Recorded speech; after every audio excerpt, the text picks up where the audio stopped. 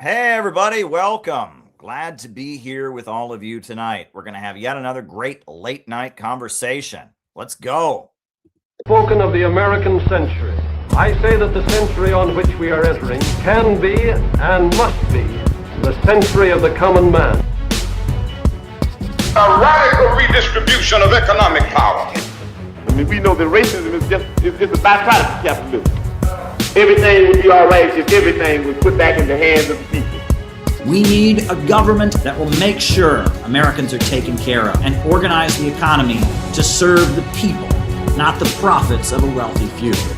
We now have the techniques and the resources to get rid of poverty. We got to start getting out there with the people. Get out of the movement and get to the masses. We need a government of action.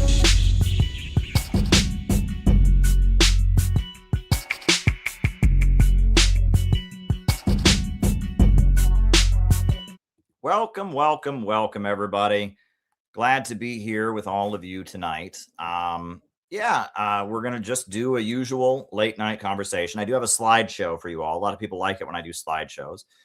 So it's about the topic of the stream, DSA versus PSL, the latest fight, and what I know and think about it. And I've written books on these kinds of things. So, we're going to follow our usual format, which is first I give my opening remarks. After that, we do the roll call. And then after that, I answer your questions for the remainder of the night. So if you got something you would like us to talk about in the second half of the show, all you need to do is send a buy me a coffee. Go to buymeacoffee.com. And send in your question. You can also send a Rumble rant if you're watching on the Rumble. And you can also, you can cash at me at Caleb Maupin 22. But the best way to do it is to go to buymeacoffee.com. Now, the CPI is doing a lot of great, exciting stuff right now, but we are really feeling hard. We got to spend money. So if you can send us a contribution, that would be great. I might talk about that a little bit later. But tonight, we're going to be talking about DSA versus PSL, two leftist trends clashing. So it'll first be the slideshow where I'll just talk about the history of these two groups and what's going on, why they're fighting with each other right now. Then from there, I'll answer anybody's questions. We'll do the roll call and then I'll answer questions. So if you got any questions, as I said before, go to buymeacoffee.com/Caleb Maupin and send me a question.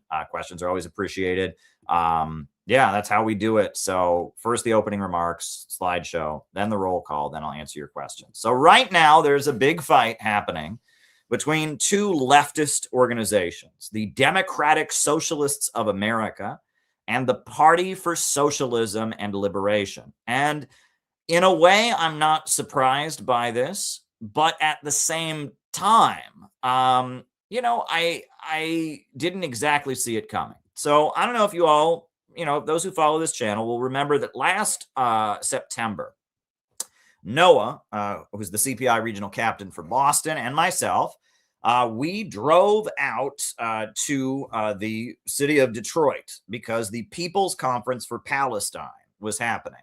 And CPI, we support the Palestinians, and we printed in bulk about 1,000 copies of our book, Who Are the Houthis and What Are They Fighting For? We took them to the conference, we just distributed them. And we weren't aiming to talk to any socialists or any leftists. We wanted to talk to the Arab American community. Right? We wrote a populist book about the Ansar Allah group in Yemen and their fight and how they're fighting for the working families of Yemen, how they're fighting for their right to bear arms, and how they are defending their tradition and their culture, and they're fighting for the economic development of Yemen against the Zionists and the imperialists that have impoverished them. And, we wanted to just basically tell the story of the Houthis in a populist, pro-working families way to explain why the Houthis are not our enemies and actually they're allies of the American working people against the big monopolies that are running our country into the ground. We wrote this book and we distributed it all over America, Chicago and Los Angeles and all that. But we went to the People's Conference for Palestine. And we knew we'd be removed because the People's Conference for Palestine is run by PSL. And PSL is a nasty, nasty group of people that are, they see us as competition. We're not part of their group. Plus, we talk to Republicans, and, we have people in our group that are against abortion. We have people in our group that are against gay marriage. And so, we expected they would kick us out. What surprised us about the conference was not that the PSL thugs removed us and treated us like criminals, even though we paid to get in, even though we were following the rules and handing out the books. What surprised us was that the conference was being, even though it was being run by PSL, right? The People's Forum, which is like a nonprofit run by PSL, put the whole thing on. PSL, teenagers, were basically being volunteers there, being used as free labor to run the whole thing. What surprised us was that almost all the speakers at the conference were members of DSA. Rashida Tlaib, who was a member of Congress from Detroit, spoke. Hassan Piker, who's a Democrat, spoke, and it was just, Linda Sarsour, who was, not only is she a Democrat, but she bragged to Haaretz, the Israeli newspaper, how she made sure that the Women's March against Trump didn't have a single sign about Palestine. She made sure that there was not a single sign opposing Israel at the Women's March against Trump. She's like the Democratic Party's token, Muslim hijabi woman. Linda Sarsour, she's like the Arab American Democrat, of New York City. She's a member of Democratic Socialists of America. All the speakers were Democratic Socialists of America, except towards the end, they let, one PSL guy speak, and all the PSL people were doing the work. They were the ones, staffing it. So I thought, this says to me that DSA and PSL are, on the same team, that they're lining up. Now, apparently that's not the case. There is big disagreement. And that disagreement, more than anything, has shown up in regards to the Palestine protests in New York City and in other places. You have Palestine protests that are run by PSL and the Answer Coalition. You have Palestine protests that are run by Jewish Voices for Peace or In Our Lifetime, or there's a number of different DSA pro-Palestine groups. But their groups run Palestine protests and PSL's Palestine protests, and there's a big rivalry. Now, at the end of the day, our organization, Center for Political Innovation, we're not aligned with PSL and we're not aligned with DSA. And we're not interested in recruiting people in DSA, and we're not interested in recruiting people in PSL. Now, we have many former members of DSA in our ranks, and we have a few former members of PSL in our ranks, and we would be happy for such people to join, but our focus is to the masses. We want to recruit the masses.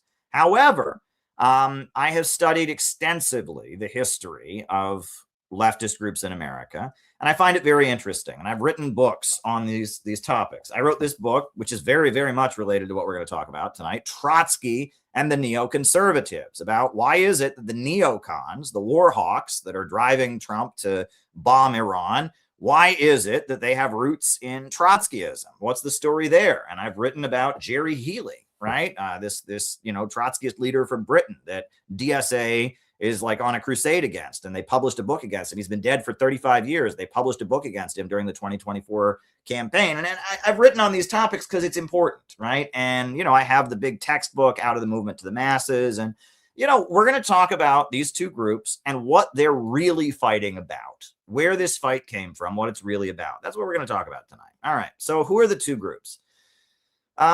Democratic Socialists of America and the Party for Socialism and Liberation. Now, the fight that's happening right now is centered around an article that was published on a website called socialistmajority.com. And it's there.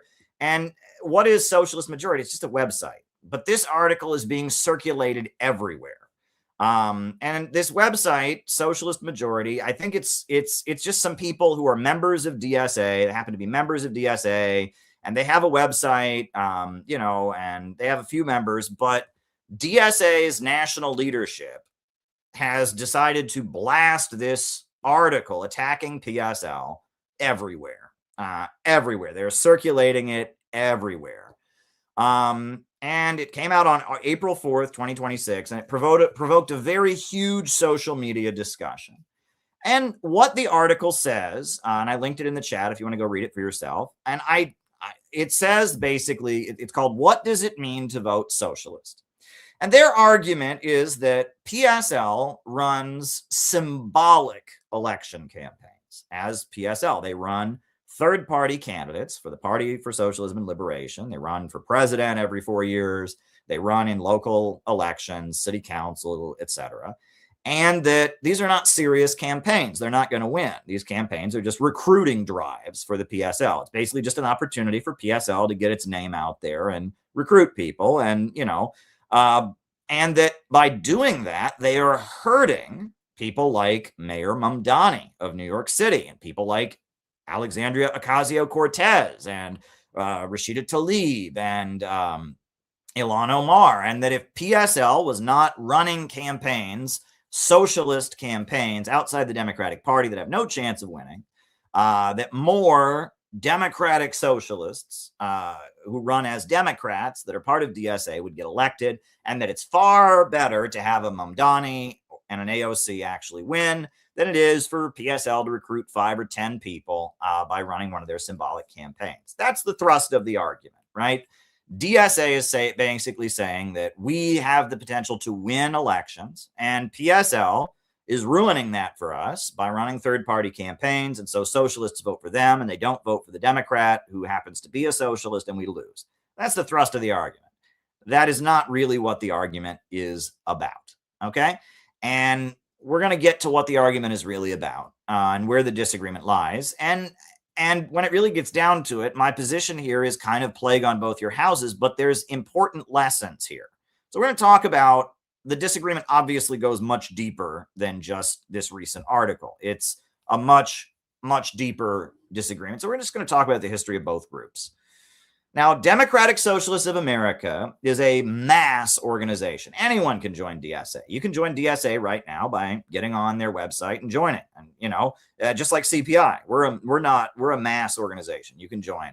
DSA claims they have 100,000 members. Now, that's not exactly accurate because they count you as a member from the time you sign up until the day you die. Right? There are people in CPI who have never done anything with DSA. They haven't paid dues in a decade, and they're still, getting emails as if they're a member of DSA. And most members of DSA are not politically engaged. Most members of DSA just get a phone call around election season inviting them to come knock on doors and campaign for Democrats. The overwhelming majority of people that are members of DSA are not involved in any kind of political education, are not involved in any kind of activism other than, campaigning for Democrats, knocking on doors for Democrats every 4 years. And there's kind of an inner core of DSA that's about 1,000 people at the most. It might be smaller than that. And those folks get paid, right? And they don't get paid by DSA. They get paid by other foundations. And those folks, they are paid, and they're the people that actually run the organization. And they have the control. And most of the people that join DSA on the website or whatever, they really have no say in what the organization does. But it's those people that are getting paid by the foundations that actually staff DSA and make things happen. They're the ones that actually run the group. And technically, and this is a good point, right? Technically, it is against the rules of DSA to be a Leninist, right? If you're found to be a member of a Leninist organization, you can be expelled. But right now, they don't enforce that. So at this point, you can be a Leninist and be in DSA. But technically, their rules do say that if you're a member of a Leninist vanguard democratic centralist formation, you have to be expelled. They don't enforce that right now. But that's because most of the members don't matter. You can just, sign up on the website, you're a member, and, they don't really care what you think. They'll call you once a year and invite you to go knock on doors. And they don't really respect you. They don't really take you seriously. They think you're one of the little people, one of the stupid people. And the core of people will call you up and they don't care. Yeah, you're a Leninist, you're an anarchist. They just laugh. They don't care, right? That inner core that's getting paid are very carefully trained. And if they have the wrong political line or if they're anti-imperialist, they're out of there. But the rank and file of DSA, they don't care what you are. But if you were to join the group and start challenging the leadership and you were a Leninist, then they could actually remove you. They can invoke that clause against you. That's the Democratic Socialists of America. And they brag of this huge number of members. A lot of people are members who don't, I mean, it's just like they just pay dues, right? They pay dues. There's a lot of college professors that are members, and there's just a lot of people in general, especially since the Bernie Sanders campaign. Basically, a lot of people that vote for Bernie Sanders got recruited to join DSA, but they're not really activated. They're not getting educated about Marxist ideology. They're not getting involved in regular activities and all that. They're just once a year they get a call, and they go and they knock on doors, and they go to a pizza party afterwards, and they get to shake hands with the candidate or something like that. Now, the Party for Socialism and Liberation is a very different animal. They're a Marxist-Leninist organization that split from the Workers' World Party in 2004, and they're a Cadre organization. So they don't have 100,000 members. They have probably about 300, maybe a little bit more than that. But that means a lot because all those members are expected to give the whole of their lives. And in fact, to be a member of PSL in good standing, you have to have a review every year, almost like an employee, except you don't get paid. And you have a review where they go over and make sure that you've been doing enough to build PSL. And if your reviews don't go well, they drop you from the membership. You have to do a huge amount of work to maintain membership in PSL. They also are all required to have the same political line. They're not allowed to publicly disagree. It's a democratic centralist, like Leninist formation.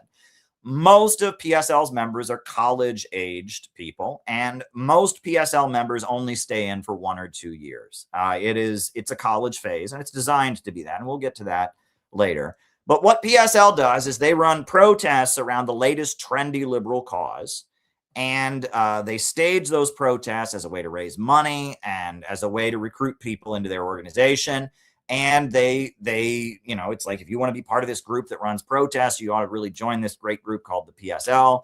There's a nonprofit called the People's Forum that is paid for by pro-China billionaire Roy Singham.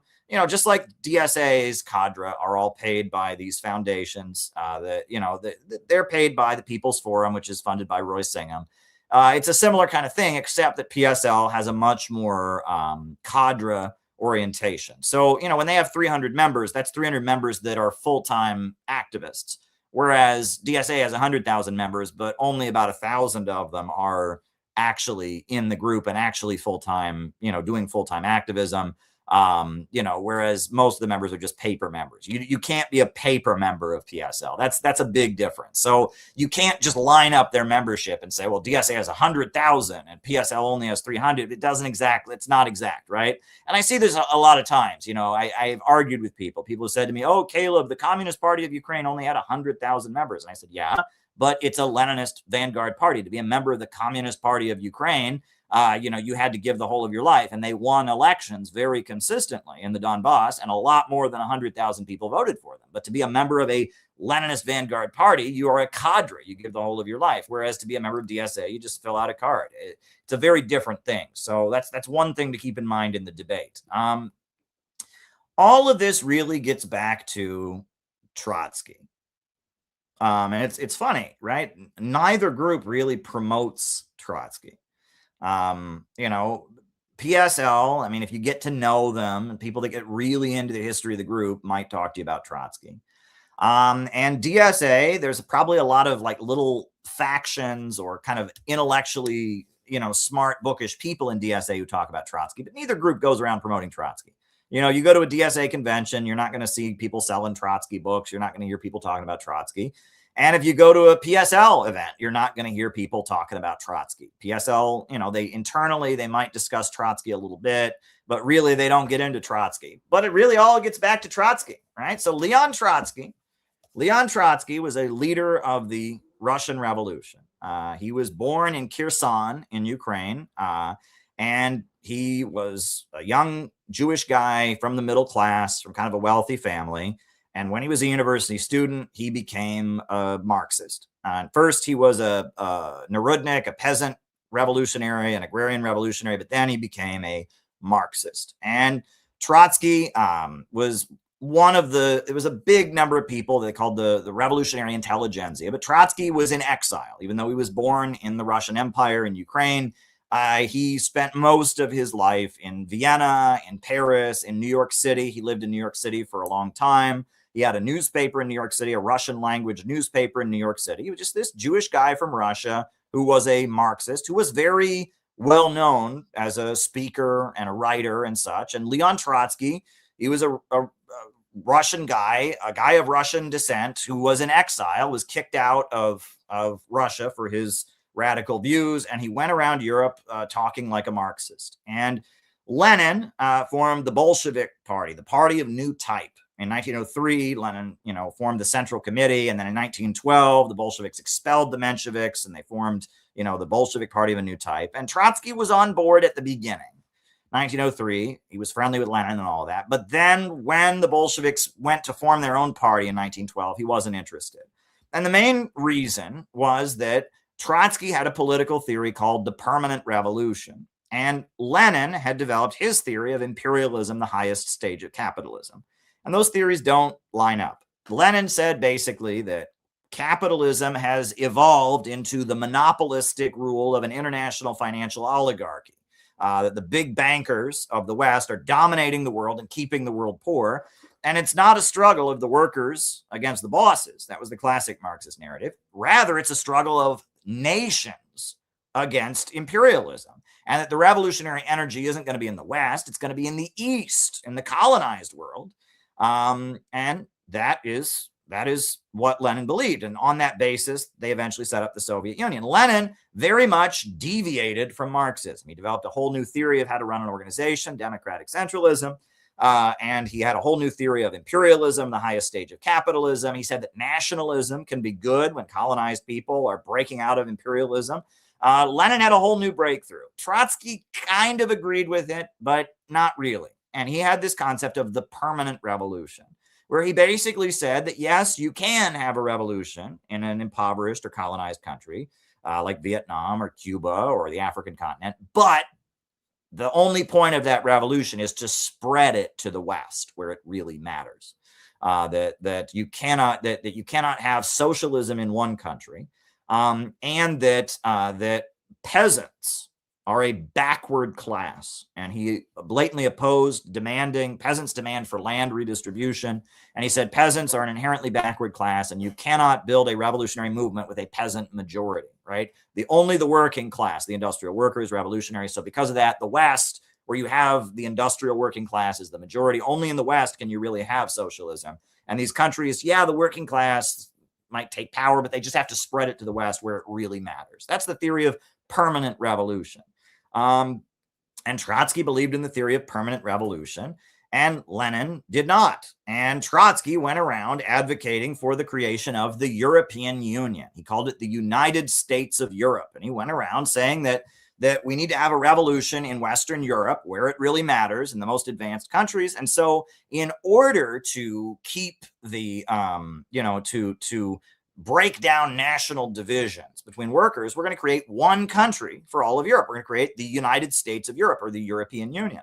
Lenin disagreed with that. And he said, no, if all the European countries combine into one country, then they'll more effectively exploit the colonized world. We want there to be divisions among the European countries. We want the Germans fighting the French. We want the imperialists to divide because we want the colonized people to break free from imperialism. Lenin was about fighting imperialism and fighting against the colonial Western system.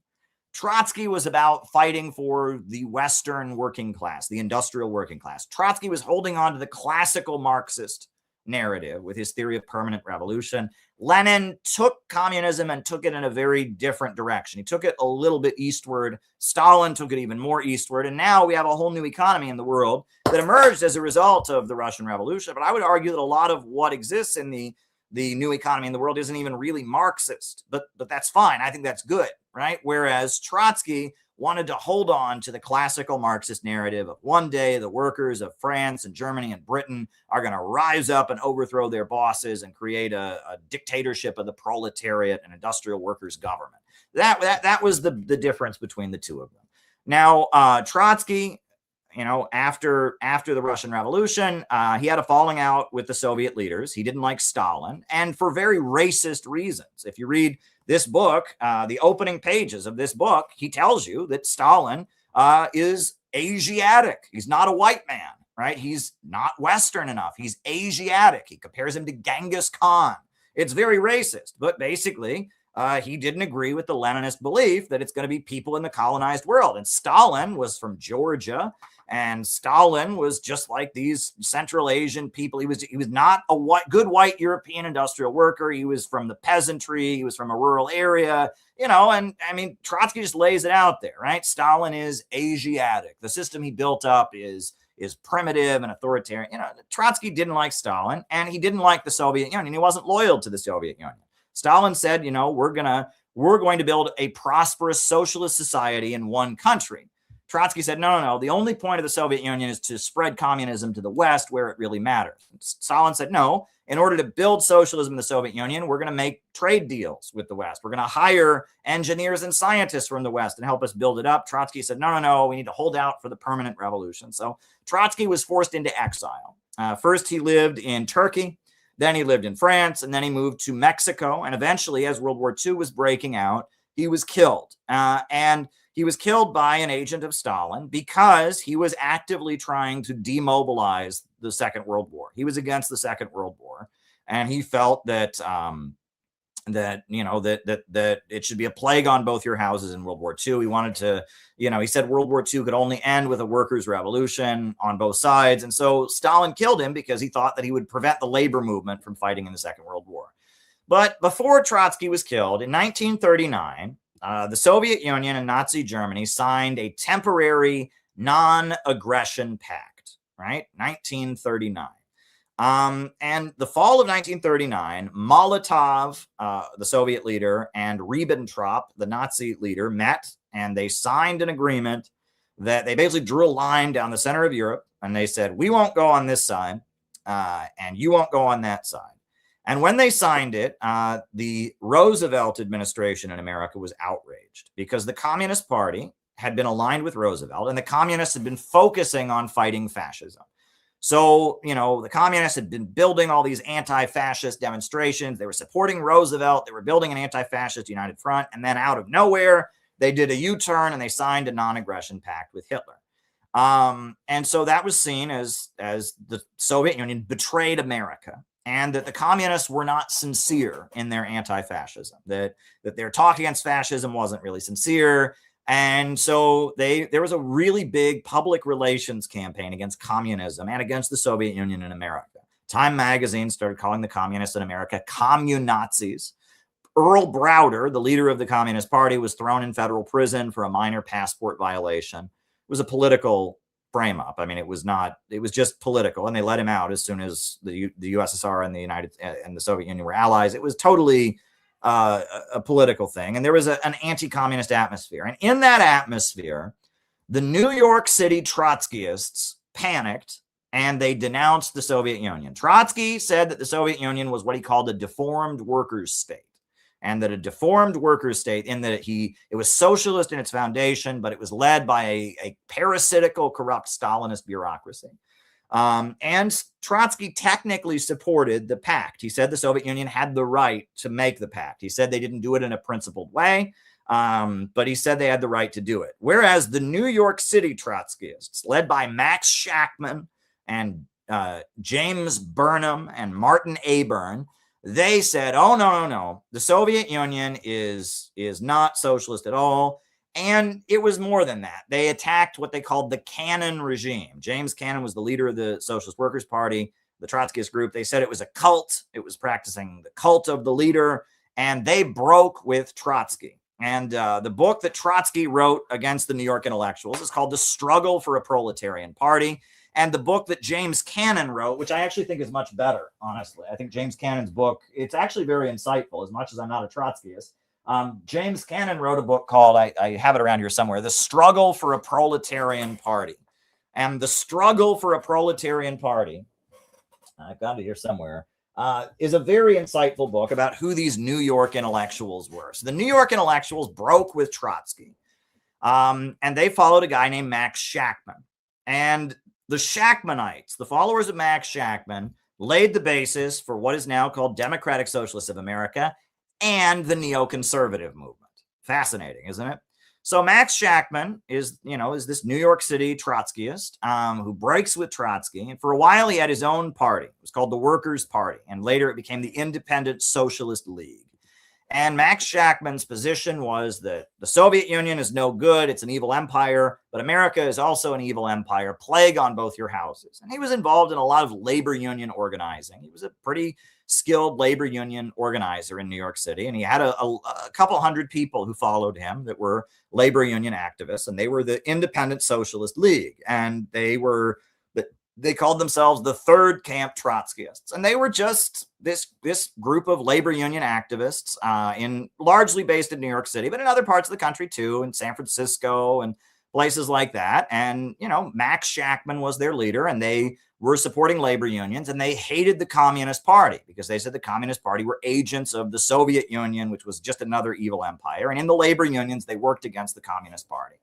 Well, in 1949, the CIA began hiring members of Max Shachtman's group, the Independent Workers' Party, the Independent Socialist League, began hiring them secretly as part of something called the Congress for Cultural Freedom Program.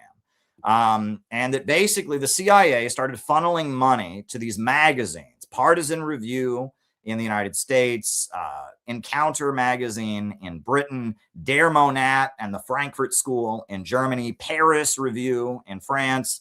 And these were CIA-funded magazines that were socialist and Trotskyist and revolutionary magazines that were against the American government, that opposed McCarthyism, that opposed the U.S. wars, but were also against the Soviet Union. And waged kind of hate cancel culture campaigns against pro-Soviet intellectuals. They went after Lillian Hellman. Lillian Hellman was the playwright, was a famous playwright. She wrote The Children's Hour, which is a Broadway play about LGBT rights. She wrote Watch on the Rhine, which was a very popular anti-fascist play that they made into a movie. Lillian Hellman, right? And Lillian Hellman was this pro-Soviet writer, and they waged a hate campaign against her, tried to get her fired from her jobs, tried to make sure no one hired her to do anything, tried to destroy her career while claiming to be socialist. They're like, we're socialists, but not bad like Lillian Hellman. They went after Albert Einstein. Can you believe it? Albert Einstein, because Albert Einstein was, he was pro-Stalin and he praised the Soviet Union. He donated to the Communist Party's legal defense fund when they were arrested, and they went after him. They went after W.E.B. Du Bois, right? The famous black intellectual W.E.B. Du Bois, because he was pro-Soviet and pro-Stalin. And they said they promoted James Baldwin as a very well-known black intellectual who was anti-Stalin as an alternative. And that this was the Congress for Cultural Freedom Program. And the leader of it was a Shachtmanite, a Trotskyist, one of these people, named Irving Kristol. And Irving Kristol eventually became the father of neoconservatism, but he started out as a third camp Trotskyist. And Max Shachtman ran this group in New York City, and a lot of his followers started getting hired by CIA-funded magazines and CIA-funded publications. One of the people he recruited was an Irish-American young man, and the Irish-American man that he hired was Michael Harrington. And Michael Harrington was a very skilled organizer and a very skilled writer. Michael Harrington wrote a book called The Other America, which was a bestseller. It was about poverty in America, right? We think of the 1950s and 60s as having a booming economy. And the USA did have a much stronger economy at that time. But in Appalachia and in the urban centers and in Louisiana and in the South, and there was still a lot of very, very poor people. And he wrote this book called The Other America. It was a best-selling book about poverty in America. And Lyndon Johnson, when he became president, hired Michael Harrington, one of these Shachtmanists, to work in his administration. And Michael Harrington actually designed some of the programs, I believe, Head Start. You know about Head Start, which is like a daycare program for low-income people? I believe Michael Harrington had something to do with designing Head Start, if I'm not mistaken. And a lot of the kind of welfare programs that were designed that came out during the Johnson administration as part of the war on poverty were designed by Michael Harrington. So, I respect Michael Harrington on some level, right? I don't think he was necessarily an evil person. I just don't agree with his political line. Michael Harrington and Max Shachtman, gradually they became more and more pro-U.S. imperialism. They started out by saying we're neither for the Soviet Union or for America. But as time went on, 1960s, you had the Bay of Pigs invasion. They supported it because Fidel Castro was an evil Stalinist. They supported it. The Vietnam War started. And at the beginning of the Vietnam War, Max Shachtman and Michael Harrington, they supported the Vietnam War because they didn't want Stalinism to expand. And they supported the Vietnam War. And people started calling the Shachtman group, they started calling them the State Department Socialists because they took the State Department position on international issues. They supported attacking Cuba. They supported the Vietnam War, etc. And they eventually denounced Lenin and Leninism, and they merged into the Socialist Party of America, right? So, Eugene Debs had been the leader of the Socialist Party. He had gone to prison for opposing the World War. The Russian Revolution had happened. And so all the people that supported the Russian Revolution had joined the Communist Party. The Socialist Party was the party for people that were against the Soviet Union. They were socialists, but they were social democrats. They were against the Soviet Union. And the Socialist Party existed. Their leader was Reverend Norman Thomas, who was a minister and a pacifist, who was like their presidential candidate who would run for office in all the elections. But as things got going, as the 1960s got going, the Socialist Party was in a crisis because they couldn't agree on the Vietnam War. Many of the people in the Socialist Party supported the Vietnam War, and because, at least at the beginning, because they wanted to oppose communism. They wanted to oppose the Soviet Union. But as the anti-Vietnam War movement got stronger, the Socialist Party, it collapsed. And in 1972, I believe, it ultimately dissolved. And when it dissolved, it had three factions. The first faction is still around. It's called the Socialist Party USA. And it was pacifists, people that were against the Vietnam War because they were pacifists. Their leader was a guy named David McReynolds, who I actually met on a number of occasions. Every year, he would organize a protest on tax day, April 15th, in front of the IRS building in New York City. And I would go and interview him for Press TV, for RT, and just a nice man. And David McReynolds was a pacifist, and he was openly gay. And he was the leader of founder of the Socialist Party. And he had started the War Resisters League that encouraged people to not fight in the Vietnam War. And he was not a communist, and he was not in favor of communism, but he was a pacifist. And he ran the Socialist Party USA. And they're still around, and they run in elections. They're mainly an electoral formation. Every 4 years, they run in elections, the Socialist Party USA. And then there was another faction called Social Democrats USA. And those were people that were in the Socialist Party that voted Republican and supported the Vietnam War because they said that Stalinism and communism was just so bad. That was the Social Democrats USA. And a lot of those folks became neoconservatives. And then there was this third group that was led by Michael Harrington, and they were called Democratic Socialist Organizing Committee. And they had supported the Vietnam War at the beginning. But by 1972, they were at the point that they were against the Vietnam War because public opinion had shifted. The public was largely against the Vietnam War, and the USA was going to lose at that point. The USA was losing. And so they were for negotiating an end to the Vietnam War. So they were kind of against the Vietnam War. They had been for it, but they gradually were opposing it. And that was called Democratic Socialist Organizing Committee. It was led by this guy named Michael Harrington. And Michael Harrington, again, he had served in the Johnson administration. He was, he was just a very charismatic guy. He formed the Democratic Socialist Organizing Committee. Now, it was just kind of a group of people that did liberal activism, worked for Democratic Party nonprofits. There was a lot of, the Democratic Party really changed in the 1970s because of the new left, because of the hippies, because of the counterculture. They kind of swung left because there was a lot of leftist activism at the time. And DSA, or Democratic Socialist Organizing Committee, was just part of the Democratic Party machine as the Democratic Party was changing. But they became very, very relevant. That's one way to put it. They became very, very relevant in the late 70s and the early 80s because of the Maoist movement, right? And again, this is why I love to talk about this stuff. I've studied it, right? In the United States, there were a lot of Maoist communists, right? The new communist movement of the 1970s. This is my little book on that. And there were a lot of people that had joined these communist groups that were aligned with China, that wanted to follow China as the new example of communism. And over the course of the 1970s, China's politics started shifting. China was opposing the Soviet Union and aligning with the United States. China started having market reforms. Mao died, and Deng Xiaoping, brought in market reforms, and he came to the United States and he wore a cowboy hat, and and China's politics were really changing. And China also, a lot of these groups, these communist groups, had been supported by China financially. China had given them money, or China had welcomed them and published their articles and all of that. But in about 1978, 1980, China wanted nothing to do with American communist groups. And so these groups were dissolving. They didn't know what to do. Also, at the same time, this is the late 1970s, the cult scare was happening, right? The cult scare, right? 1978, you had a famous incident called Jonestown, where followers of Jim Jones, drank cyanide and killed themselves in Guyana, the mass suicide, right? Very famous incident. And there were a lot of new religious movements at the time, such as the Hare Krishna movement, the Unification Church, etc.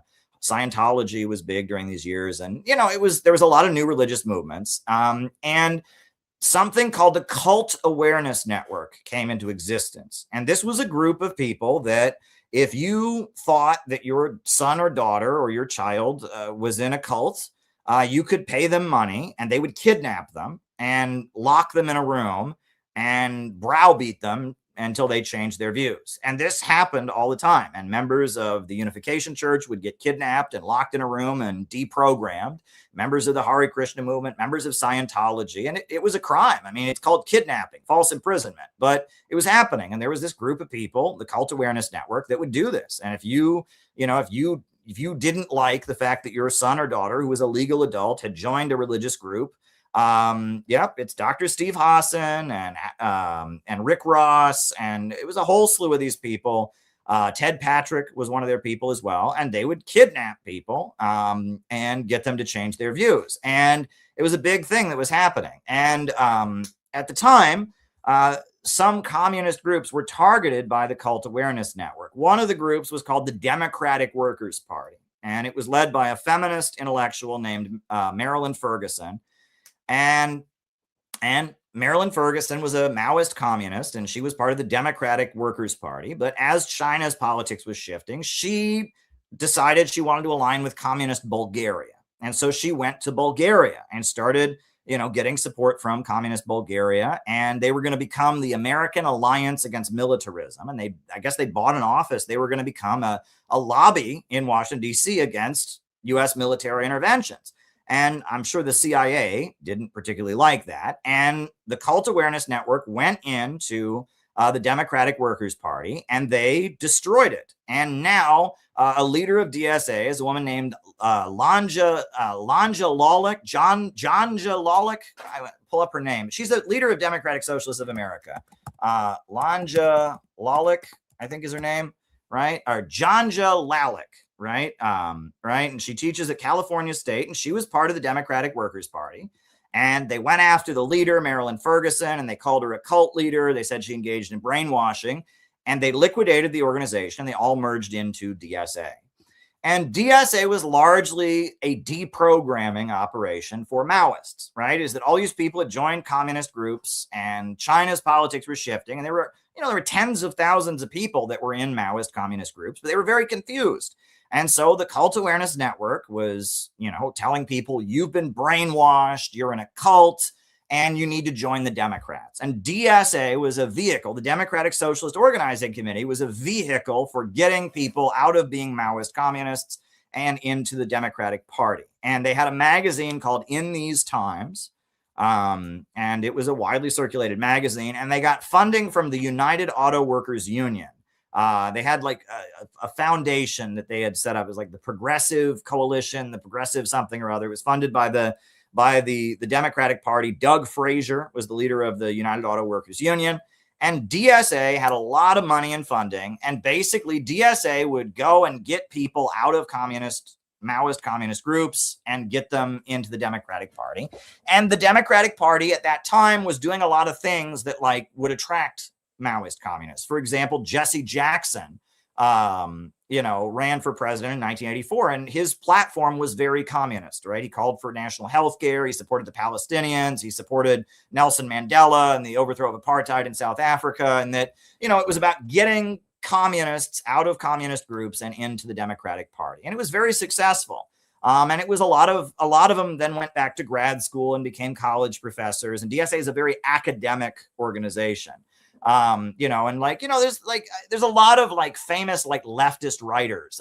Barbara Einreich, who wrote Nickeled and Dimed. She was a Maoist communist, and then she merged into DSA, and now she wrote Nickeled and Dimed. She's Barbara Einreich. And a lot of the people that kind of associate with Noam Chomsky and kind of the leftist academia that write books about white privilege or feminism, things like that, a lot of them used to be Maoist communists, and they went with DSA into the Democratic Party.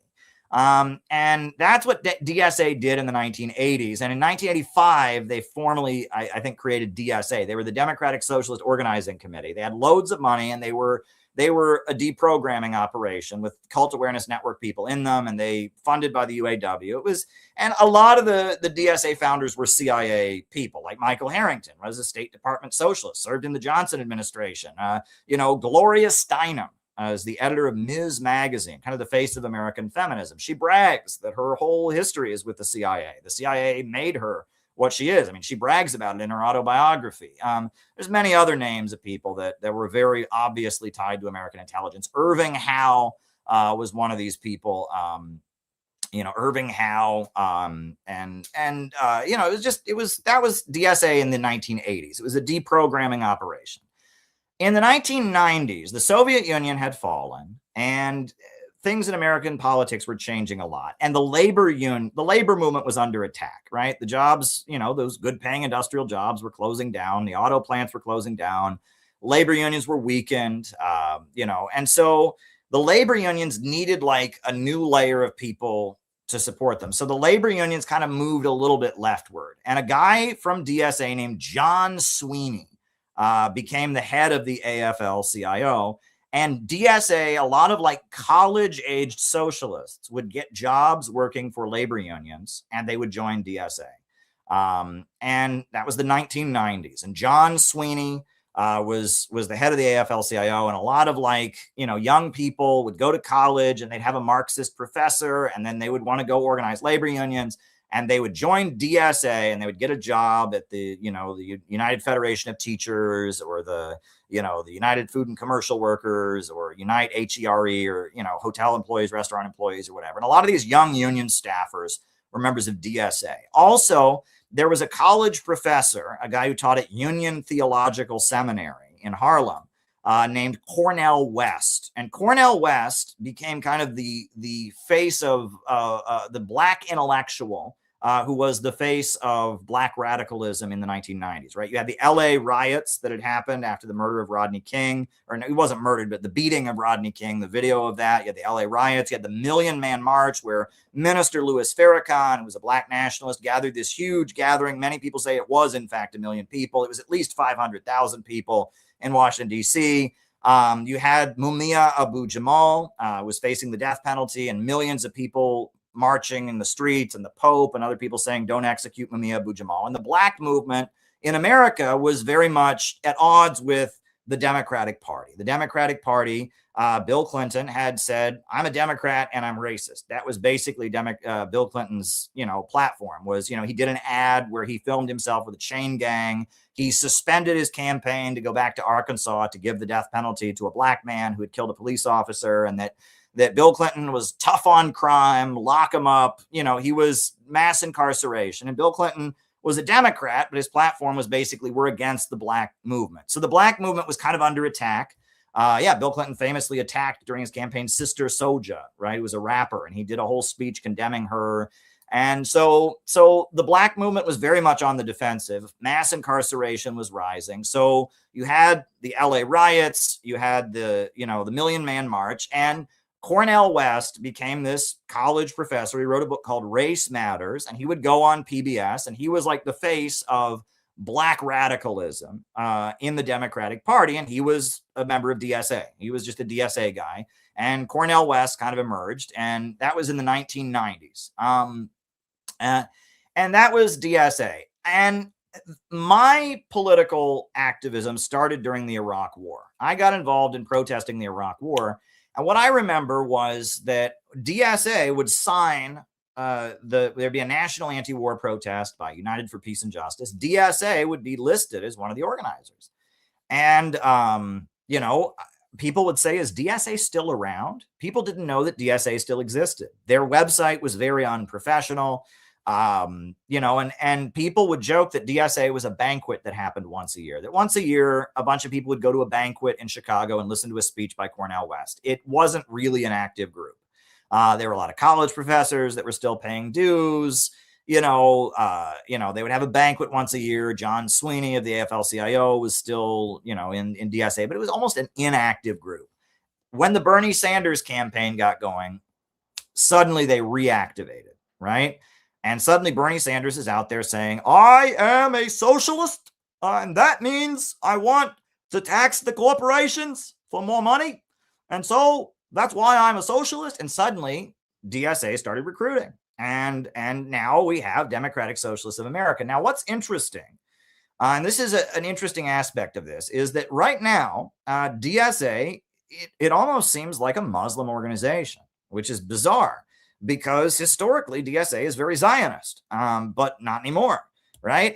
You know, Mayor Mamdani of New York City is a member of DSA. Rashida Tlaib is part of DSA. Ilhan Omar, the Somali, you know, immigrant who's now in the U.S. Congress in Minnesota, she's part of DSA. And that because Palestine protests are such a big part of what leftists do, because hating Muslims is such a big part of what Republicans, especially since 9/11, have focused on, Muslims have become prominent in the DSA. Linda Sarsour is a prominent leader of DSA in New York City. And that's very bizarre because the people who started DSA, Max Shachtman in particular, was a hard Zionist. And at one point, you know, DSA at least was known to take the position that you had to be a two-stater, right? That they opposed what Israel does, but you must take a two-state position. And I think that is still their position. You can oppose what Israel does, but you must believe in a Jewish state, right? They're two-state. And that's Mamdani's position, too. Mamdani is a Muslim. Mamdani is very harshly critical of Israel. But if you actually listen to what he says, he believes in a Jewish state. You know, he believes that there should be a Jewish state, but there should also be a Palestinian state, a two-state solution. And that has generally been the DSA position, though they don't enforce it as rigidly. There was a time when DSA, if you said you were opposed to the existence of a Jewish state, they would expel you for anti-Semitism. And most communist groups are opposed to the existence of a Jewish state entirely, right? You know, the Workers' World Party and the RCP and generally communist groups are entirely opposed to Israel. However, at this point, DSA, they take the two-state position. And they used to kind of enforce it very rigidly, where if you said, I am against a Jewish state, they'd say, you are an anti-Semite, and they would expel you. Now, they don't say that anymore. They don't do that anymore. And it's complicated. I remember when I first moved to New York, it was before Occupy Wall Street. I was part of something called Bloombergville, which was like the rehearsal for Occupy Wall Street. And I remember there was a DSA group there, and a lot of them had joined DSA because of their synagogue. And their synagogue had a socialist summer camp, a socialist Jewish summer camp. And their synagogue was connected to kibbutz in Israel. Kibbutz, the Israeli cooperative, you know, thing. I mean, they were basically tied to the Israeli government, and they were part of DSA, and they were at Bloombergville. And they would, you know, and they would say, well, we oppose what Israel does to the Palestinians, but Israel must exist. If you don't support Israel existing, you're anti-Semitic. You know, it was, you know, they were Zionists. I mean, labor Zionists, basically. And the DSA had a lot of what you might call labor Zionists or socialist Zionists in it. So it's very bizarre that they're now a Muslim organization, almost, you know, their public face. I mean, the squad, other than AOC, they're all from Islamic countries. Mamdani is a Muslim. Linda Sarsour is a Muslim. I mean, they seem to now be a predominantly Muslim group, even though their roots are Zionist, and even though their position on Israel and Palestine is a soft Zionist position, right? It's kind of interesting. But the main thing is that the Democratic Party has to be the party of Muslims, right? Because a lot of Republicans really hate Muslims and really want to stop Muslim immigration to the United States. And so, the Democratic Party, but the Muslims in DSA tend to be from the Muslim Brotherhood, right? Islam around the world, you have Wahhabis, that's Saudi Arabia, and the very conservative, very traditional Muslims that are Sunni. You have Shia Muslims, that's aligned with Iran. And then you have what is called Westernized Islam, which is funded by Turkey and Qatar. And that's the Muslim Brotherhood. And that tends to be where all the DSA Muslims are from. That's Mamdani's background, even though he's technically a Shia, but he's tied to the Muslim Brotherhood, right? Rashida Tlaib and Ilhan Omar, they're Muslim Brotherhood, Westernized Muslims. Turkish and Qatari aligned Muslims, Al Jazeera Muslims. Yeah, they're against Israel, but they're also against Iran, and they believe in the free market and stuff. And that tends to be the Muslims that are in DSA tend to be from that perspective, from the Westernized Muslim Brotherhood theology. They're not Wahhabis like Saudi Arabia. They're not Shia like Iran. They have the Turkish and Qatari line, which is also very interesting. And that's DSA, right? And DSA is blown up in terms of membership, and they run Palestine protests. And one of the main groups that DSA runs is called Jewish Voices for Peace. And they have Palestine rallies that are very well staged and well put together. They get lots of people, including a lot of Jews, that will oppose what Israel is doing. Jewish Voices for Peace. I think there's another group that's like, it's not Jewish Voices for Peace. It's called like in our lifetime, in our time, or something like that. I've been to their rallies. They do a good job, and they criticize Israel, and good for them. Whatever, right? So that's DSA. Okay. Now, PSL, right? Got to go back to Trotsky, right? 1939, New York City, Trotsky has a falling out with his followers, right? Leon Trotsky, right? He says the Soviet Union is a deformed workers' state, and he defends the USSR. He supports the Molotov-Ribbentrop Pact. Trotsky's New York City followers don't. Well, one of the New York City Trotskyists in 1939 was a guy named Sam Marcy. Sam Marcy was born in Ukraine, like Trotsky, and he lived in New York City, and he'd been in the Communist Party for a while, and he had become a Trotskyist, but he never really fit in. With the New York City Trotskyists. And when they broke with Trotsky, he sided with Trotsky 100%. And he defended the USSR. He was very loyal to the USSR. So he left New York City and he moved to Buffalo, New York, to form his own wing of Trotskyism. There were no Trotskyists in Buffalo at the time. Buffalo was a city with a very big steel mill in it from Republic Steel. So he moved to Buffalo to start his own wing of Trotskyism because he just couldn't get along with the New York intellectuals. He was on the other side of the argument. The people who all became neocons, he didn't get along with them. So he moved to Buffalo and started his own wing of it. After World War II, he had built kind of an organization in Buffalo, New York. Buffalo is an industrial city, and he had a storefront, and the civil rights movement was going, and he started like the Mothers Committee to Support Civil Rights or something like that. That was an organization of black and white people that supported the civil rights movement. And, they were just, they were an activist group, and he was a lawyer in Buffalo. He practiced law, but he funded with his own money. He paid for a storefront, and he had a communist group in Buffalo that was technically a wing of the Socialist Workers' Party. But then in 1956, there was the Hungarian Revolution, the anti-Soviet uprising in Hungary. And he supported the Soviet Union sending in the tanks to crush it because he said this is an anti-communist revolt by the CIA. Then Khrushchev gave his secret speech against Stalin. And the Trotskyists all said, oh, that's great, right? We're exposing evil Stalin. He said, no, Khrushchev is groveling before the West. Also, at the time, there was a petition. The Socialist Workers' Party was going around petitioning for the U.S. military to be sent to the South to support the civil rights movement. And Sam Marcy said, no, we should support black people arming themselves, and that we don't want the U.S. military to go down there. We want black people to take up arms and defend themselves. So based on those positions, 1959, he formed the Workers' World Party. And that was his own group. And it was a split from the Socialist Workers' Party. It was his own little Trotskyist group. And they were a really, really tiny group. And, they had people in Buffalo. They had people in New York City. They had like 2 or 3 people in Youngstown, Ohio. They had some people on the West Coast. They were very, very small until the 1960s got going. And when the 1960s got going, they had a youth group called Youth Against War and Fascism, YOF. And YOF were known for street fighting. They would get into fistfights with people. And the Youth Against War and Fascism, at the time, there were a lot of young hippies that liked to go out and break windows and fight with police that weren't really in any communist group. They just were, there was just a lot of young hippies that were against the Vietnam War and against the government that would go out and break windows and fight with police. And YOF was like a communist group that would recruit them to be part of their street fighting group. And they would go to protest with football helmets on because they expected the cops to plug them on the head.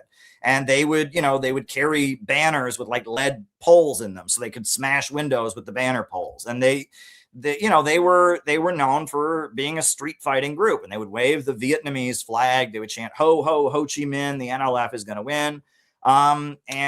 They were just this street fighting group that recruited young hippies that was led by Sam Marcy, and they joined the Workers' World Party.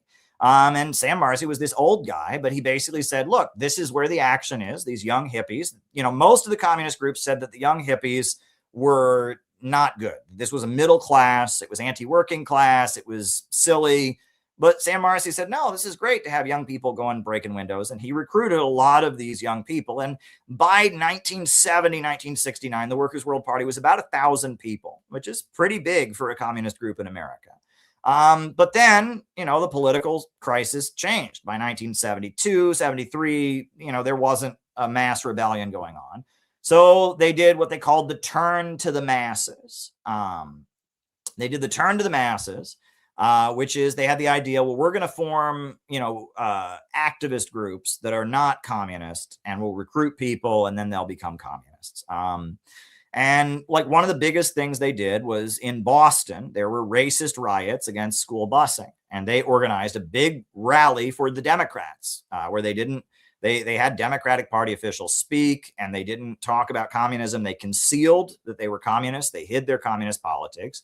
And they organized this big rally called We Say No to Racism. And it was huge. I mean, it was 20,000 people. It's a big, big rally. And it was against the racist riots in Boston. And I've talked about how that was kind of a weird moment for the left. And that's a whole nother thing. Noah made a great video about that. We'll talk about that another time. And they kind of learned to organize liberal rallies, and that with their very kind of highly disciplined communist organization, they could organize liberal rallies, and they could kind of, they could outdo the liberals. The liberal groups are very loose and whatever, but because they're this communist group that has this you have to give the whole of your lives, very disciplined thing, they could organize around the liberal issue better than the liberals could, because they were a very disciplined group. And like in Boston, right, there were plenty of liberal groups that were against racism, but they organized their We Say No to Racism. And they had basically the entire party move to Boston for months and put up posters all over the city. And they organized a huge march against the racist anti-busing riots because they had the discipline. They were a Leninist organization that was, authoritarian or whatever. And they could, you were required to follow orders, and they got it done, right? And throughout the 1970s, they kind of perfected this technique of organizing around whatever the latest trendy liberal cause was, but doing it in this very highly disciplined way so you could kind of outdo the liberals, right? And that's Brian Becker, who's now the leader of PSL. That's his background. He joined the Workers' World Party in the early 70s. He was a young man. He's not, I think he's a boomer, but he's younger than most boomers, right? He wasn't active in 68, 69. He didn't join until 73, 74, around that time. And he was a young man at that point. And he was there when the Workers' World Party was transitioning into this role of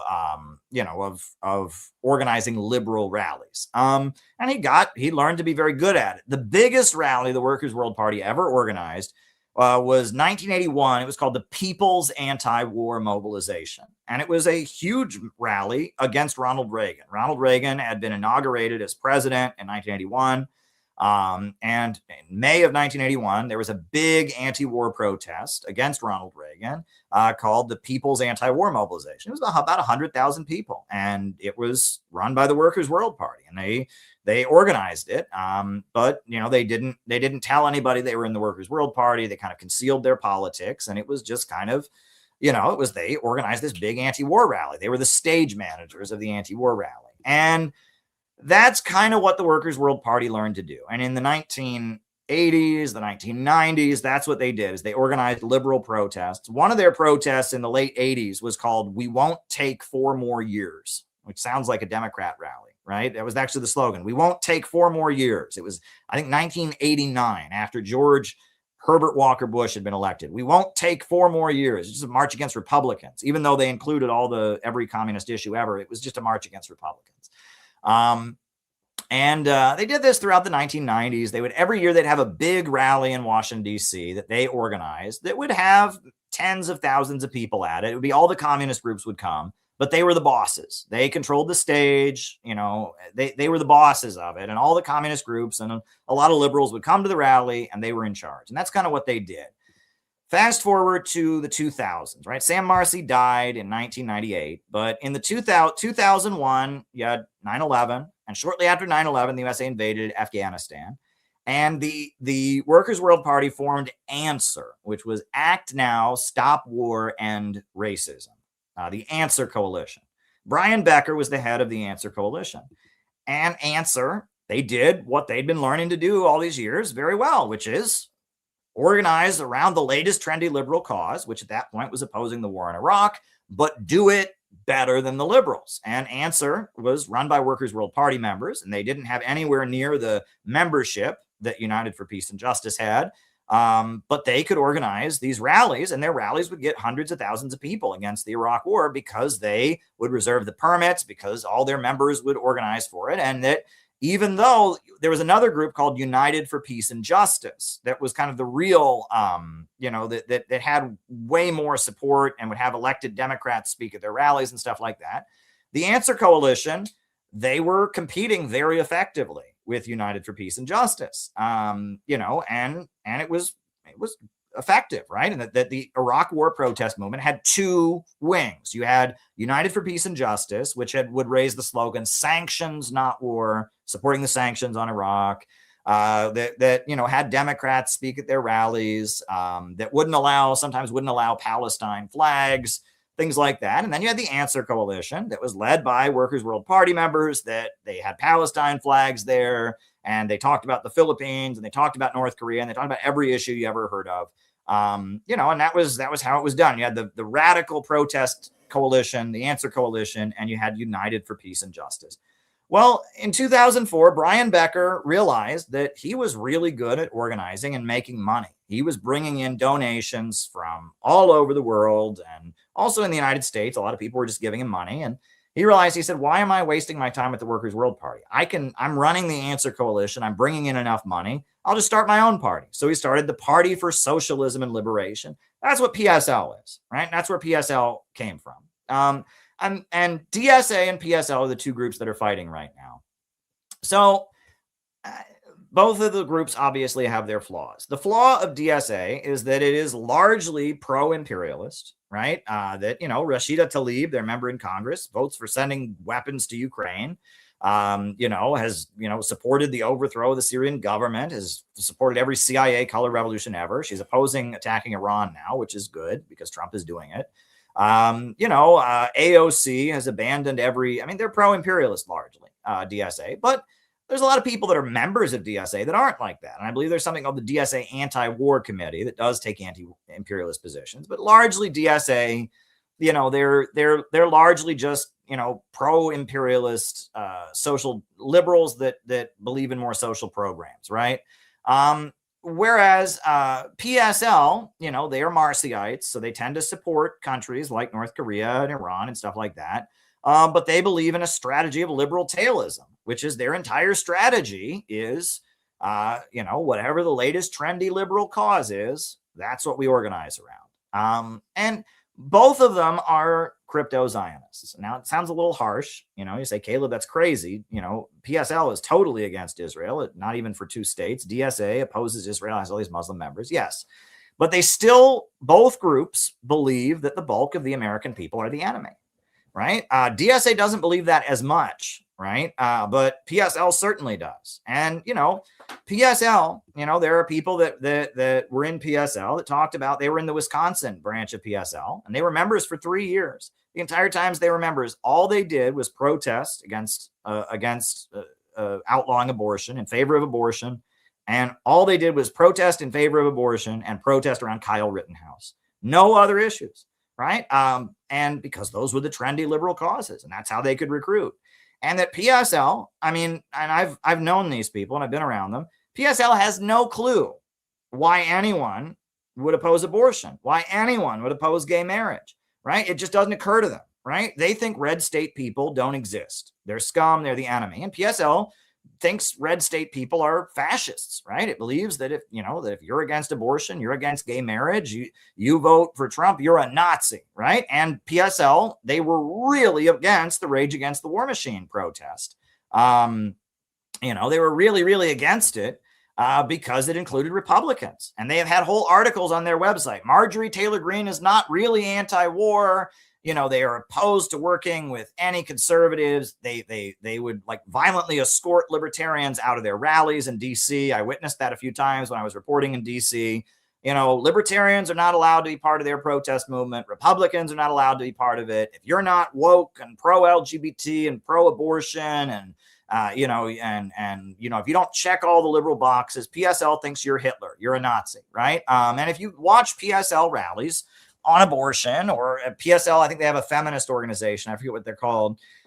You watch their rallies, they say everyone who's against abortion is a fascist. And then PSL teaches that the only response to fascism is violence, right? So what does that mean? That means that, and they say that all Trump supporters are fascists. That's why they won't organize with Marjorie Taylor Greene or Tucker Carlson, because they're all fascists. Well, if you're saying that people are fascist, then PSL says the only response to them is violence. So PSL advocates violence against about 50% of America. Think about that, right? That's an indefensible position. And PSL thinks that we're fascists, right? If I go to PSL rallies, I usually get 2 or 3 people following me around shouting, "You're a fascist, you're a fascist."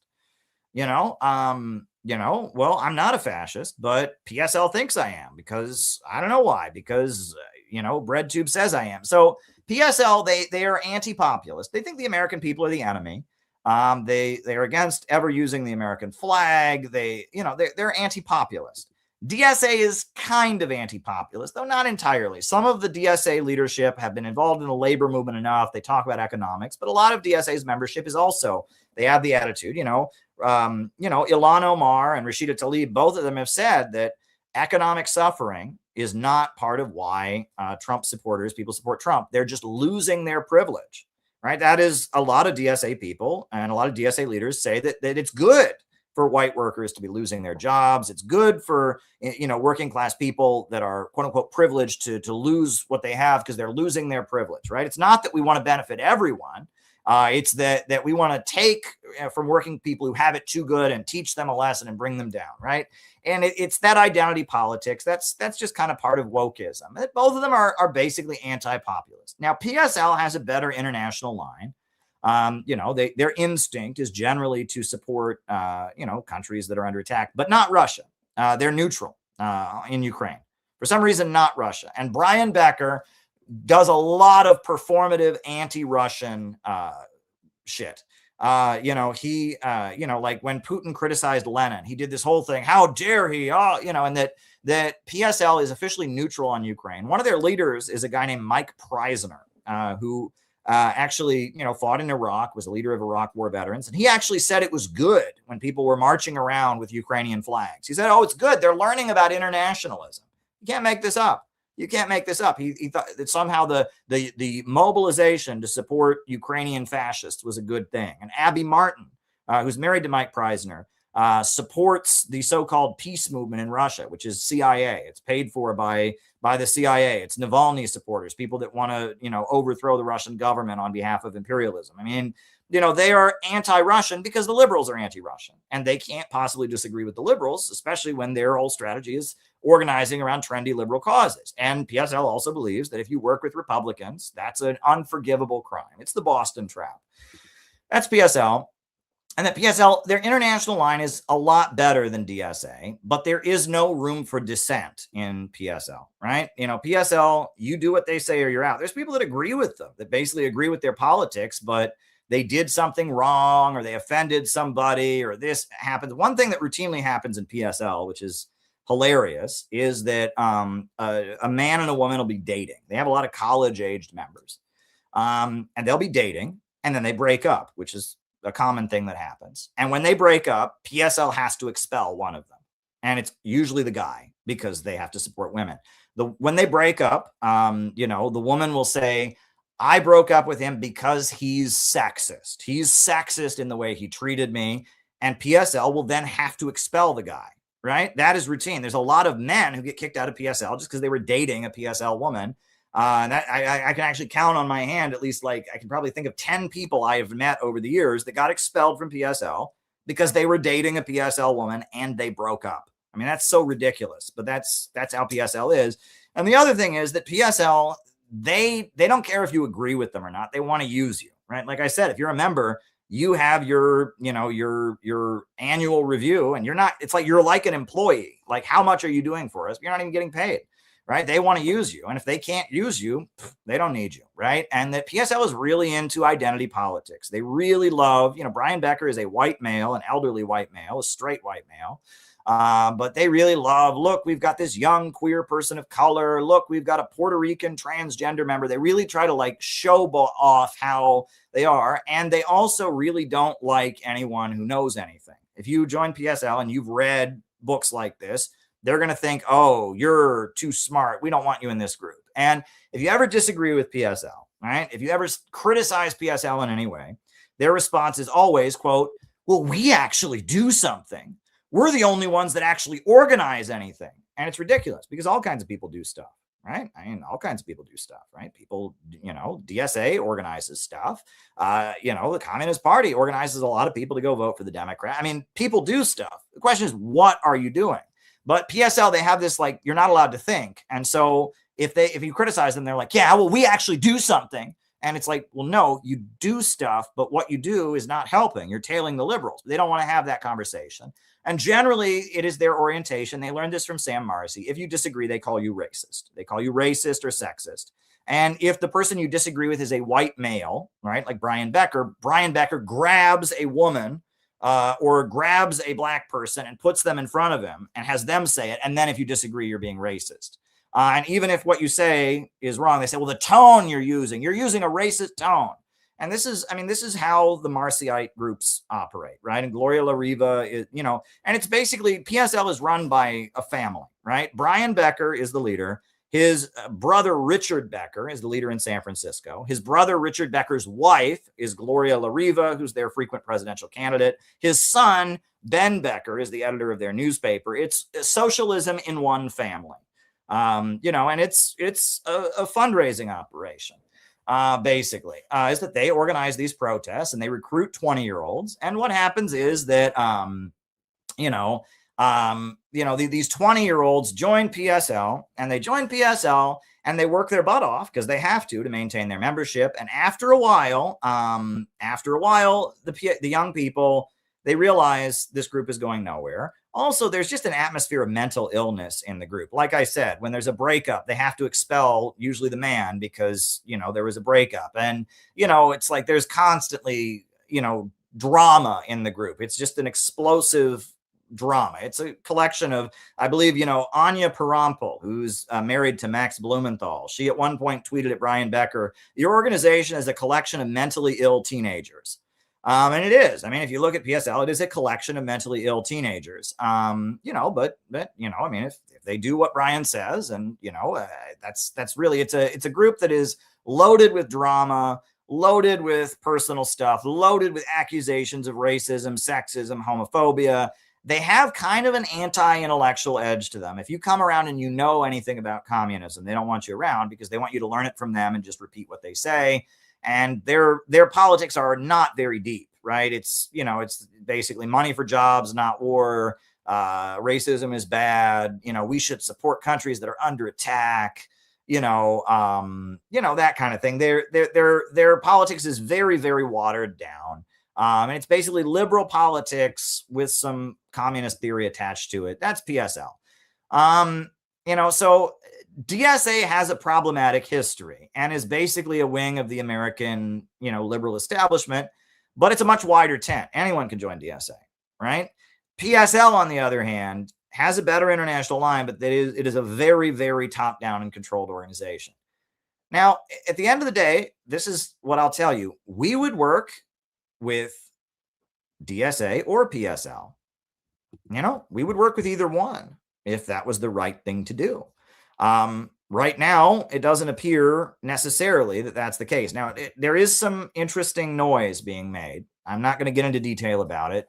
There's some entities within DSA that have suddenly become friendly to us, which I think is interesting. And I don't quite know what to make of it. And we'll see whatever comes of that. I don't know what becomes of that. You know, but at the same time, DSA is largely the people who created BreadTube, right? You know, Vosh and ContraPoints, those are all DSA people and the people that targeted me and CPI very viciously during the Biden administration.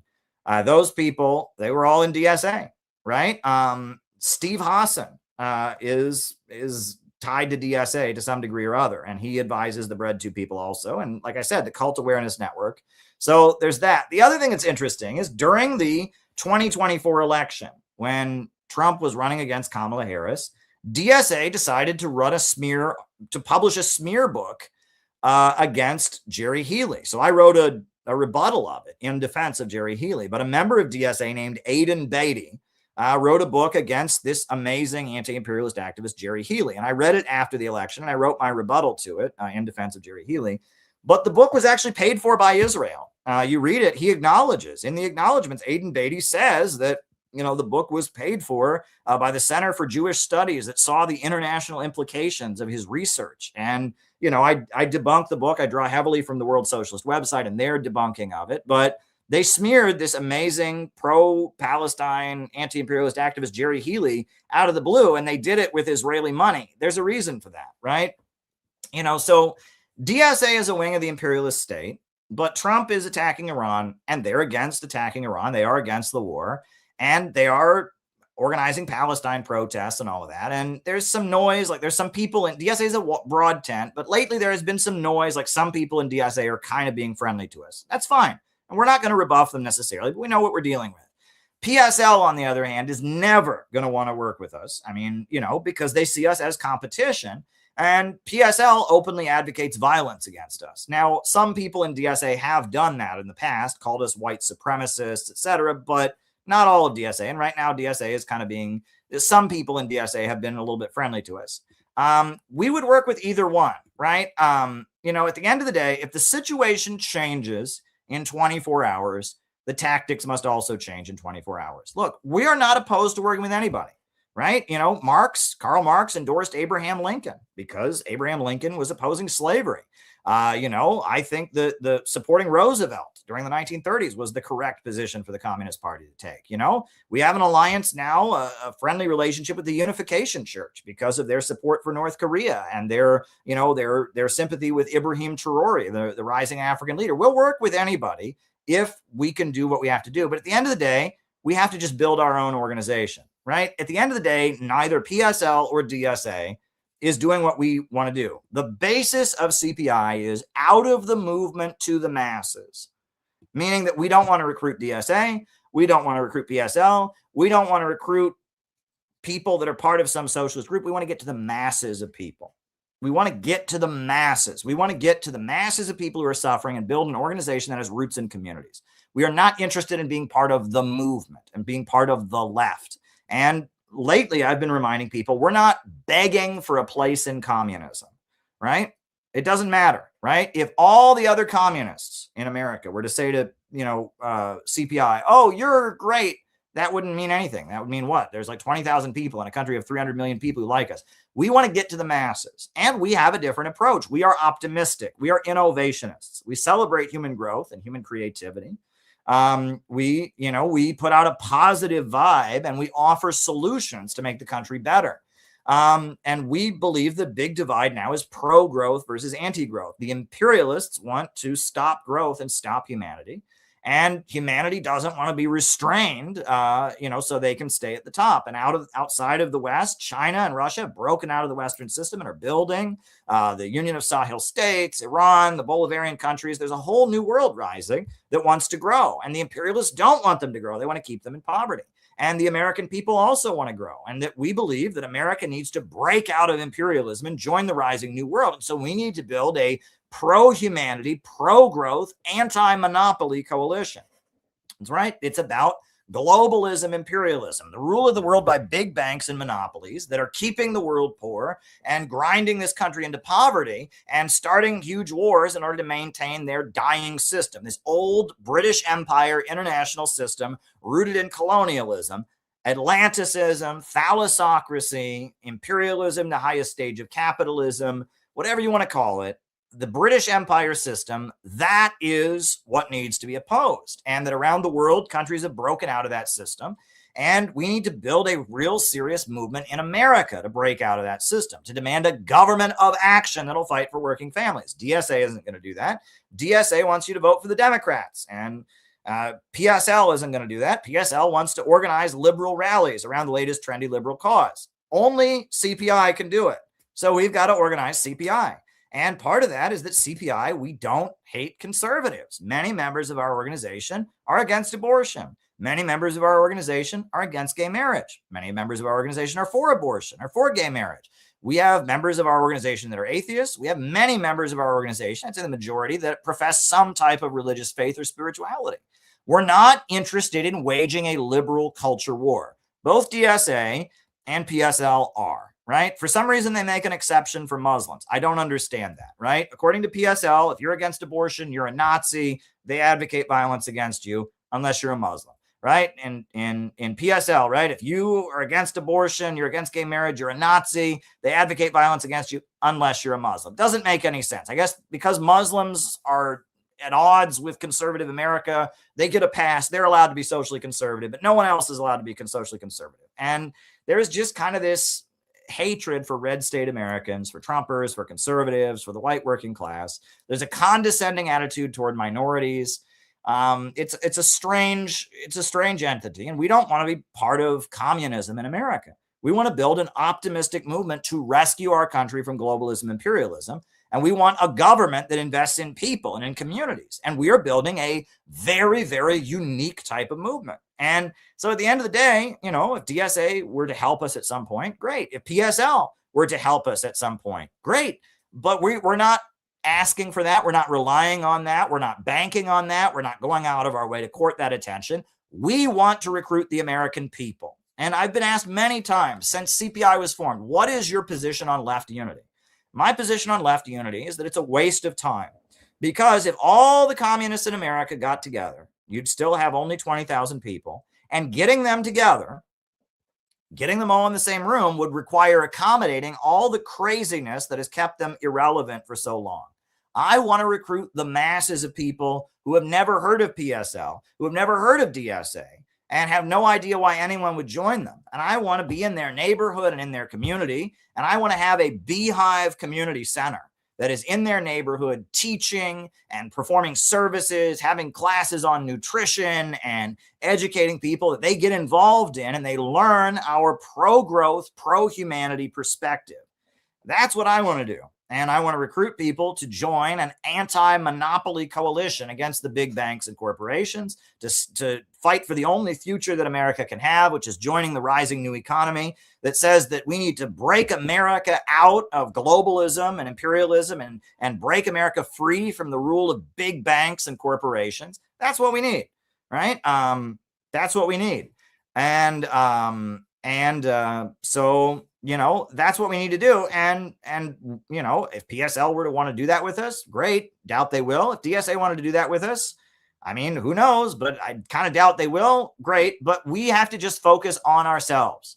We have to go it alone. We have to go it alone. And that's, if I've learned anything, we have to just go it alone. We have to go lower and deeper to the real masses, right? It's not about fighting and begging for a place in the left.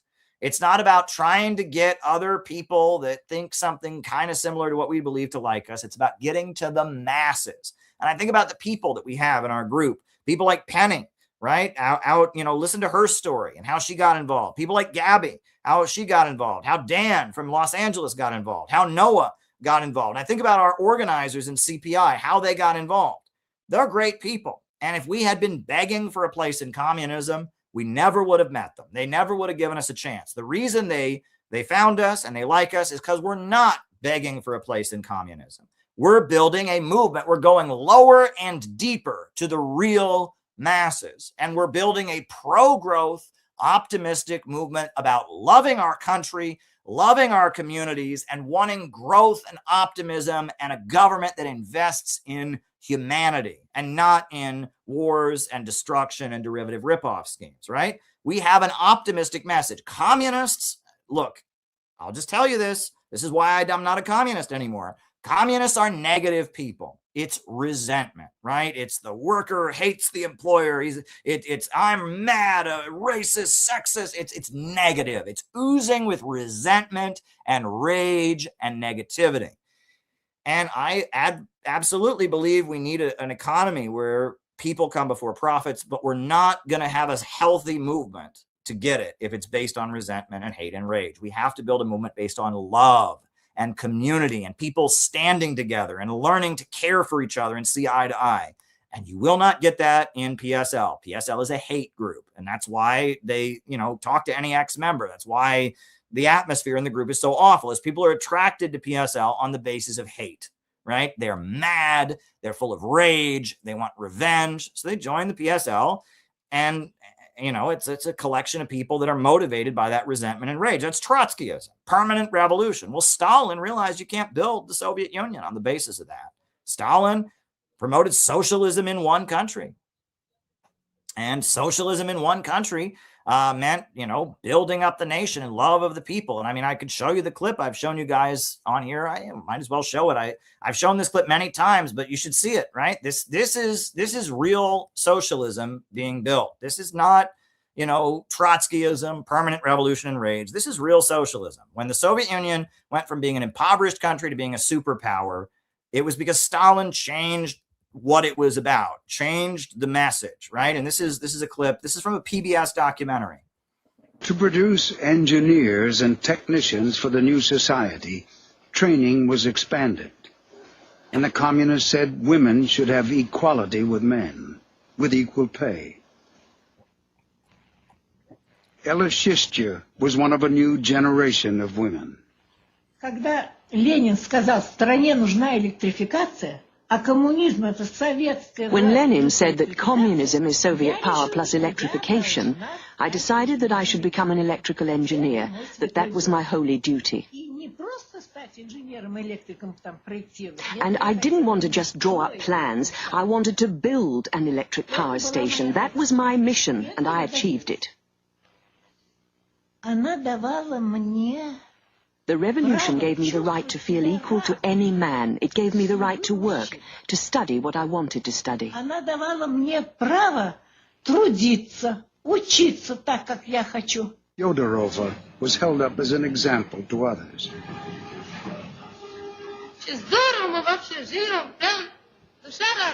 We live so well. Our hearts are so joyful. In no other country are there such happy young people as us. We're the happiest young people. And on behalf of all young people, I want to thank our party and our dear comrade Stalin for this joy that we have.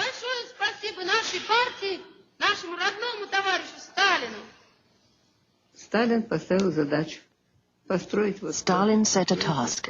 Build this or build that. And thanks to the fact that people trusted him, and this enthusiasm of young people, it was possible. Remember, this was a country where people were illiterate, lived in virtual darkness. wore birch bark shoes. Even now, I think it's like something out of a fairy tale. How was it possible, at one of the most difficult times, to raise these great construction sites? It was only possible through the unity of the people and the love of the people for their idol. Because for us, Stalin was an idol.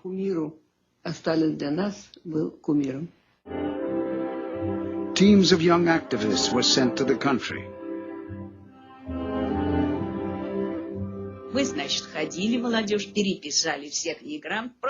We went from house to house in search of illiterate people.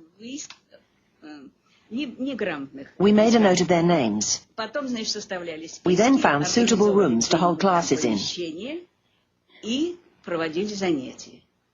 Learning to write would open new doors for those trapped at the bottom of society. One woman who couldn't attend classes because of her child at home was helped by Anastasia Denisova. Я сказала, что вот тебе учебник, вот будешь заниматься.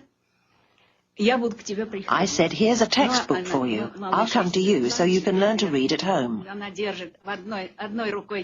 remember vividly that when the baby cried, she carried on writing with one hand while she rocked him with the other.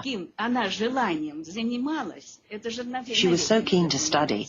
I'll always remember her striving for knowledge and enlightenment. It was immense. Просто-напросто была огромная.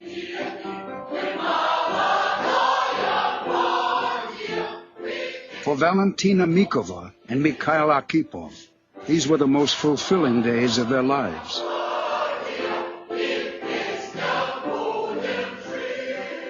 На строительстве домен был один экскаватор. И то плохой. There was one excavator at the blast furnace building site, and it wasn't always reliable. So we dug all the foundations by hand. Понимаете, копошатся люди. The trench would be teeming with people. One takes the earth, throws it to the level above. The second person throws it to the third to the fourth, up to 5 or 6 levels. That was how we got the earth out of the trench. Then it was taken away in wheelbarrows. Yeah, Stalin realized that you cannot build a prosperous country. You can't have organized to build your country up from nothing on the basis of hate and resentment. And that Soviet socialism, right, in a lot of ways, it was somewhat conservative. It glorified the traditional family. They called it the Soviet family. They had films about great czars like Ivan the Terrible and Alexander Nevsky. And that Soviet communism, the reason Trotsky hated it, and he wrote about it in Revolution Betrayed, was it wasn't putting forward that resentful message. PSL, and to some extent or other DSA, they have a hateful message, right? We're angry. We want to burn it down. We're full of rage. And that's what Trotsky believed. And Trotsky wrote this book against Stalin, saying that Stalin was building a traditional, quote unquote, Asiatic society, right? Where people came together to work for the good of the nation, for the good of the country. And PSL doesn't believe in that. You know, their history, if you go really far back, they're Marxite Trotskyites. They don't want people to come together for the good of the country. They want to burn it down and tear it down. And actually their platform included dismantling the U.S. power grid. It included that immediately getting rid of all fossil fuel electricity in the United States and replacing it with windmills and solar panels and abolishing nuclear energy. If you did that, you'd have about 30% of the electricity we have in America. It's ridiculous, right? But they don't want America to be prosperous because this is an evil, racist country. They want to burn it down and tear it down as revenge for all the evil things that have happened, right? I mean, and that's, you know, that Marxist and communist groups, Marx believed in dialectical materialism, this philosophy that says change comes through conflict and confrontation, that there is no God, there's nothing spiritual, all there is matter, and that matter is constantly clashing, and it's through conflict. And that in reality, yes, that matter obviously exists. I do believe in God. I do believe there is spiritual power.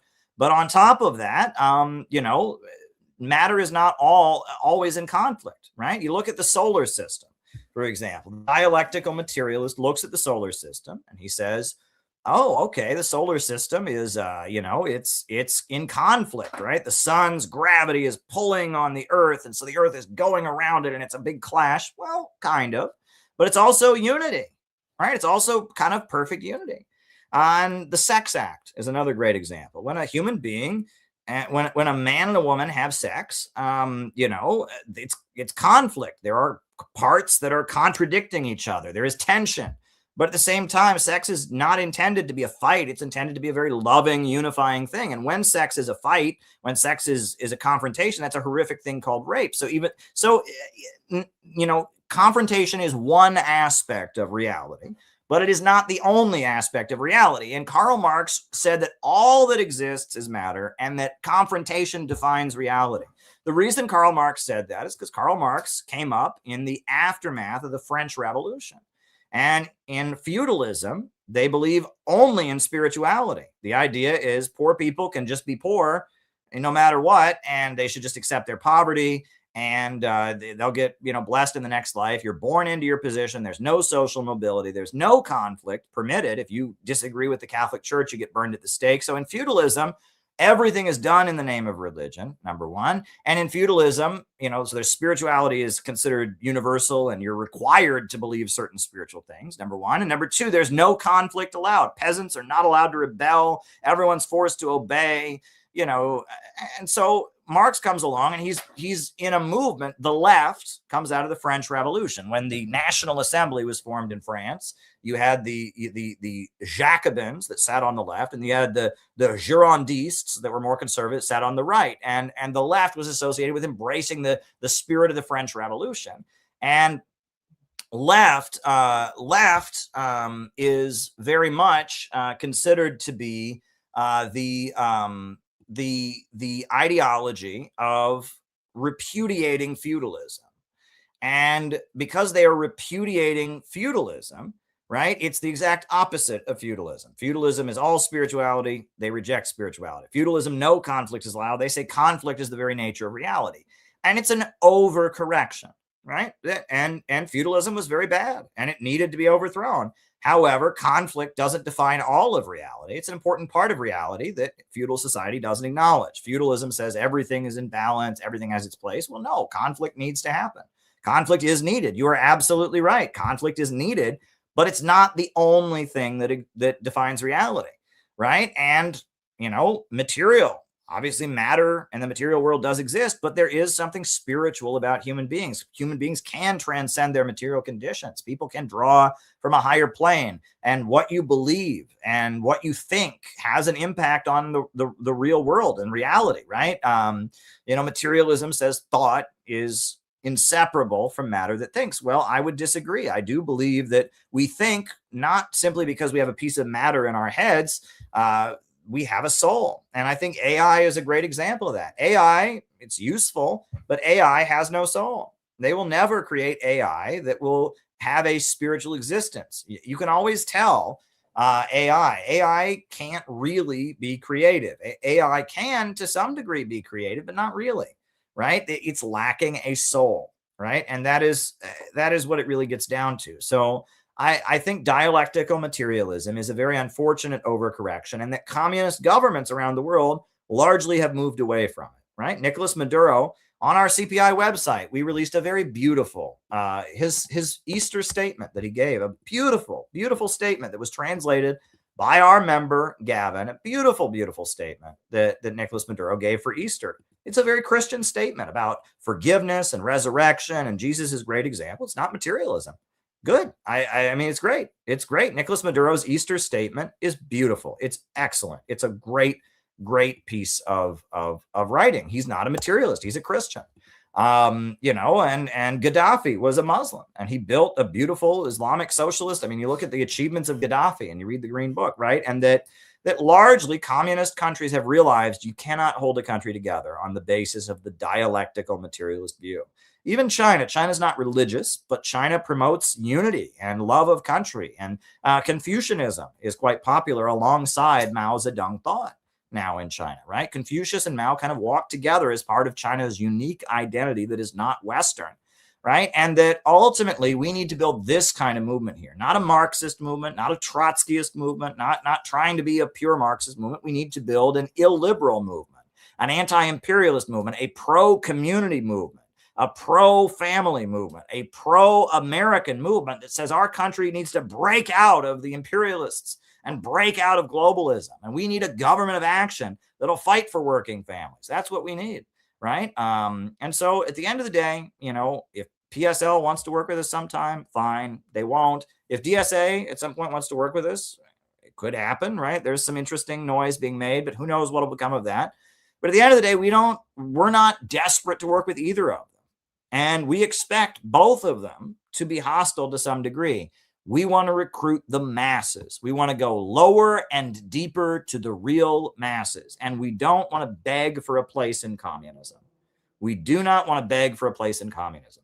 Folks, I have a lot of projects I'm working on. I am backlogged right now, and I'm financially stressed about how I'm going to do things. I'll be out of the country for a few days pretty soon, and then I'm going to the Uhuru convention to speak. If anyone wants to help me, you know, with my plane tickets, I owe people, and oh man, if you can send a donation to CPI, go to our website, that would help. But I got a lot of projects I'm working on.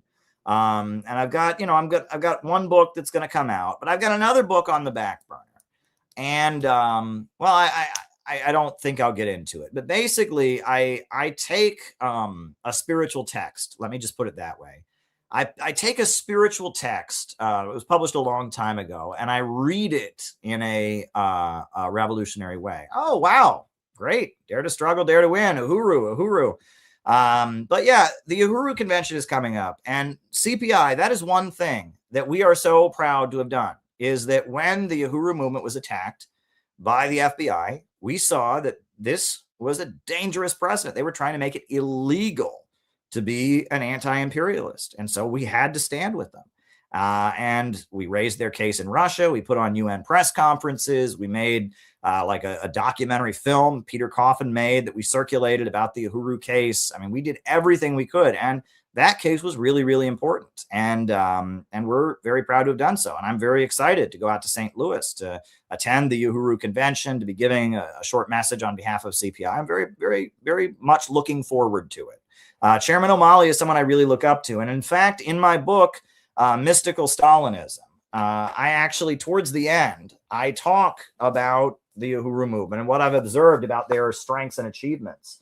In the final section of the book, I talk about the two Uhuru houses, and I talk about the Uhuru movement and what they stand for in the conclusion of the book. Actually, I have the FBI raids, and I just kind of go over the history. I really think the Uhuru movement is so important to study, right? Even though they have a different perspective than us on many things, it doesn't matter. They have really achieved a lot. And I've got a lot on my plate right now. I'll just be honest with y'all. I'm a bit stressed. I've got a lot on my plate. Look, I got a picture of the Uhuru, the Uhuru folks out in front of the courthouse, and the Uhuru 3 defendants there. And, you know, we have a unique perspective in CPI. Let me just put it that way. And we have a clear vision of what we are trying to build right now. And we did a great thing in New York City just a week ago by blocking the No Kings parade in solidarity with Iran and waving Iranian flags and blocking the Democrats parade.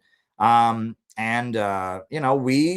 doing great things out in LA, and our members in Minneapolis, they're doing great stuff. I mean, we're doing great stuff around the country. And, but at the end of the day, we just have to go and organize. We cannot be begging for a place in communism. We have to build our own movement. So I wanted to just kind of share what I know about this DSA versus PSL drama and give kind of my take on both groups. And look, right now, there's a big reshuffling going on. And I think that's why there's been some interesting noise, right? Basically CPI, kind of our inception was being attacked by DSA, right? When BreadTube went after us, and I wrote the book, BreadTube Serves Imperialism. Basically what happened is, I had this YouTube channel just as kind of a hobby. It was just something I was doing. Before the pandemic, I would do a stream every Saturday. I went into the office every day at RT, and then on Saturday I would do streams. And then out of the blue, BreadTube, right, the social media outlet, the liberal social media group, Vosh and ContraPoints, BreadTube decided to make me the bad guy. And Destiny Stephen Bennell, who's a huge social media person, I guess he's the first professional video game player in history, the first person who ever supported themselves just by playing video games. Destiny wanted to debate me. And I wiped the floor with Destiny because I brought statistics about the Soviet Union and about socialism, and I did a pretty good job. And so that and then the pandemic happened right after that. And so I was on lockdown. So I was streaming like every day. Why not? Right. And then they kind of made me the bad guy on BreadTube. I was the bad guy on BreadTube. I was the bad one.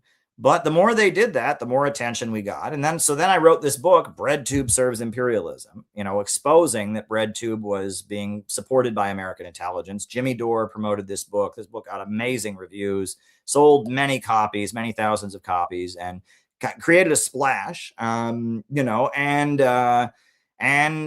out of that, CPI really kind of emerged to be a real organization. Prior to that, we had something called Students and Youth for a New America, which we had like classes in New York City, but it wasn't really an activist group. But because they made me the bad guy, and that was DSA, right? Vosh is a member of DSA. Destiny, I think, is a member of DSA. ContraPoints is in DSA. That was DSA that targeted us.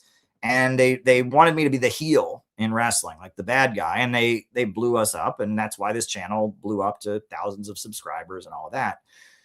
So that happened. And then, we went one way and we went another way. But now Trump is the president, and Trump is bombing Iran, and Trump kidnapped Nicolas Maduro. And DSA is, because of Palestine and all that, DSA is backed into an anti-war thing. They want to be leading anti-war protests, and they see that CPI is a real organization. We're capable of organizing people and getting them in the streets. We were part of Rage Against the War Machine. We just, we're capable of, we've had these rallies to support Ibrahim Traore, the great African leader. We protested outside the jail where Nicolas Maduro was being held. We had a great, demonstration out there. We're capable of getting stuff done. And so, there's this rivalry between DSA and PSL. I think there are some people in DSA that see CPI as potentially useful against PSL or something like that. And I mean, I don't know what will become of that. Like I said, we'll go wherever we can go, and we will get our message out wherever we can get our message out. And, if somebody wants to come along, fine. But we're not going to beg for a place in communism. We're going to get to the masses. And we actually have this beautiful pamphlet that we just published. And our members are now getting this out all across the country. And it's called, Why is this flower impossible to get in America? The flower is Kim Il-sung, after Kim Il-sung, the leader of North Korea. And it tells the story of how Kim Il-sung came into existence. We have thousands of these, boxes and boxes of these pamphlets to distribute across America. Not preaching hate, not preaching resentment, talking about a beautiful flower and the new economy that exists in the world, and the Bering Sea Bridge connecting with Russia over the Bering Sea. And we have pictures in there, and Gabby and Noah did a great job getting this out in New York, kind of debuting it. They went to Riverside Church and they were involved. We had a great event at the United Nations. And this is about how America needs to join the new economy that's rising around the world, and the Bering Sea Tunnel, build the Peace Bridge. And, this is what people need to hear, right? The beautiful vision of anti-imperialism. That's what CPI is about. We're pushing a positive message, an optimistic hope for our country to break out of globalism, imperialism, a new America for working families. That is our message. And that Iran is not our enemy. Our enemy is the Wall Street bankers and corporations that are trying to destroy Iran and grind us into poverty and set up a low-wage police state with prisons for profit and all of that. That's our enemy. Right? Our enemy is not Russia. Our enemy is not China. Our enemy is not Venezuela or Cuba. Our enemy is on Wall Street. It's the big banks and corporations that are grinding us into poverty and pushing pessimism constantly, pessimism everywhere. That's our enemy. And we want to fight for a new America that breaks out of their system, a new America, a government of action to fight for working families. That's what CPI is all about. And we got to build CPI, right? And is it going to be easy? No, it's not. There are no shortcuts, folks. There are no shortcuts. We must go lower and deeper to the real masses. And we've got to build our network of community centers around the United States. We're figuring out where the first one's going to be. And we're going to start building a network of community centers that teach anti-imperialism in communities. That's what we're doing. And that's what we're all about. So just a couple business announcements, then we'll do the roll call, and then I'll answer any questions that people have. Business announcement number one, I am going to Los Angeles June 4th, 5th, and 6th. It looks like we're having a workshop in Los Angeles that weekend. So we'll have a forum and sign up. If you're in LA, I'm heading out to LA. We're doing a workshop in LA. I am going to Minneapolis another weekend in June, the end of June. It looks like we're doing a workshop in Minneapolis. I was just out there in the fall covering all the unrest they had out there. I'm heading back out to Minneapolis. Those crazy protesters didn't drive me out last time. You know, and then we're having another event in New York City, July 2nd. We're going to have a New York City event. That should be good with speeches, you know, about July 4th and the history of the American Revolution and, you know, the British Empire system and what the British Empire stood for and the contradictions within the American Revolution. And it's going to be a good event that we do July 2nd. And then we're going to have our national convention in Chicago, August 15th. And we're having a 7-day training program for members around the country, August 12th to August 19th. The 7-day training program is going to be much more the focus. Last year, we did the 7-day program. But the focus was on the convention. It was just like all the people that came to volunteer for the convention. Well, they stayed, you know, 3 days before, 3 days after. Not this year. This year, the focus is going to be on the 7-day training program. We're still doing the convention, which is on Saturday, August 15th. But the 7-day workshop is going to be much more the focus. It's going to be much more structured this time, the classes. And really, if you want to be part of CPI, you need to be part of the 7-day program. If you become part of the 7-day program, you become accredited, right? Anyone can join CPI on the website. You just become a member of CPI on the website, but you're not accredited until you participate and you complete the 7-day workshop. And right now, there are 22 members of CPI that are accredited. I would like you to become an accredited member of CPI, which means you've completed our 7-day training program, which means we got to know you. You participated in CPI activities. You went through our classes. We got to know you.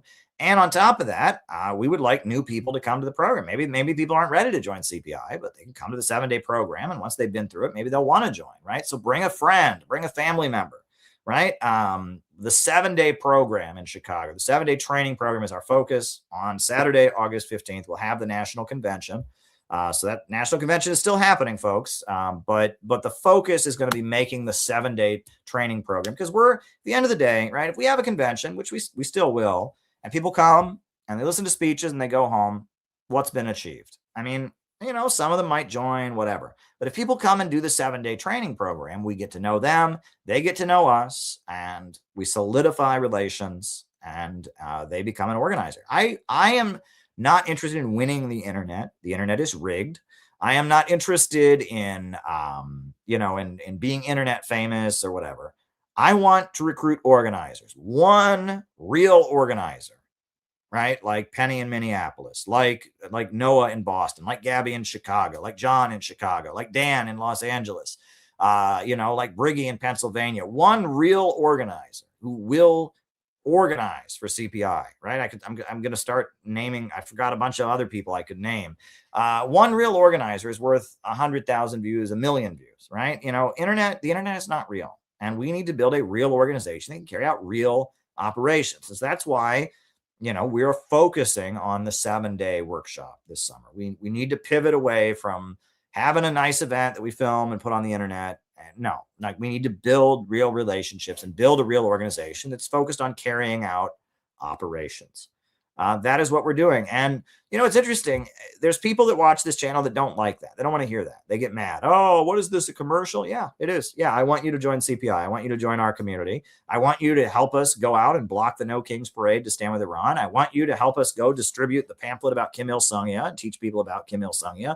I want you to help stand with the Uhuru movement and organize hands-off Uhuru protests in your neighborhood. I want you to, protest the Falun Gong's anti-China show. I want you to be involved. Yeah, I am trying to recruit you to a real group. And, if you're looking for a YouTube channel where I just, we do fun stuff here. I tell stories, I talk in funny voices and all that. But at the end of the day, the point is to build a real organization. That's what this has always been about. And I have that is what it's all about, right?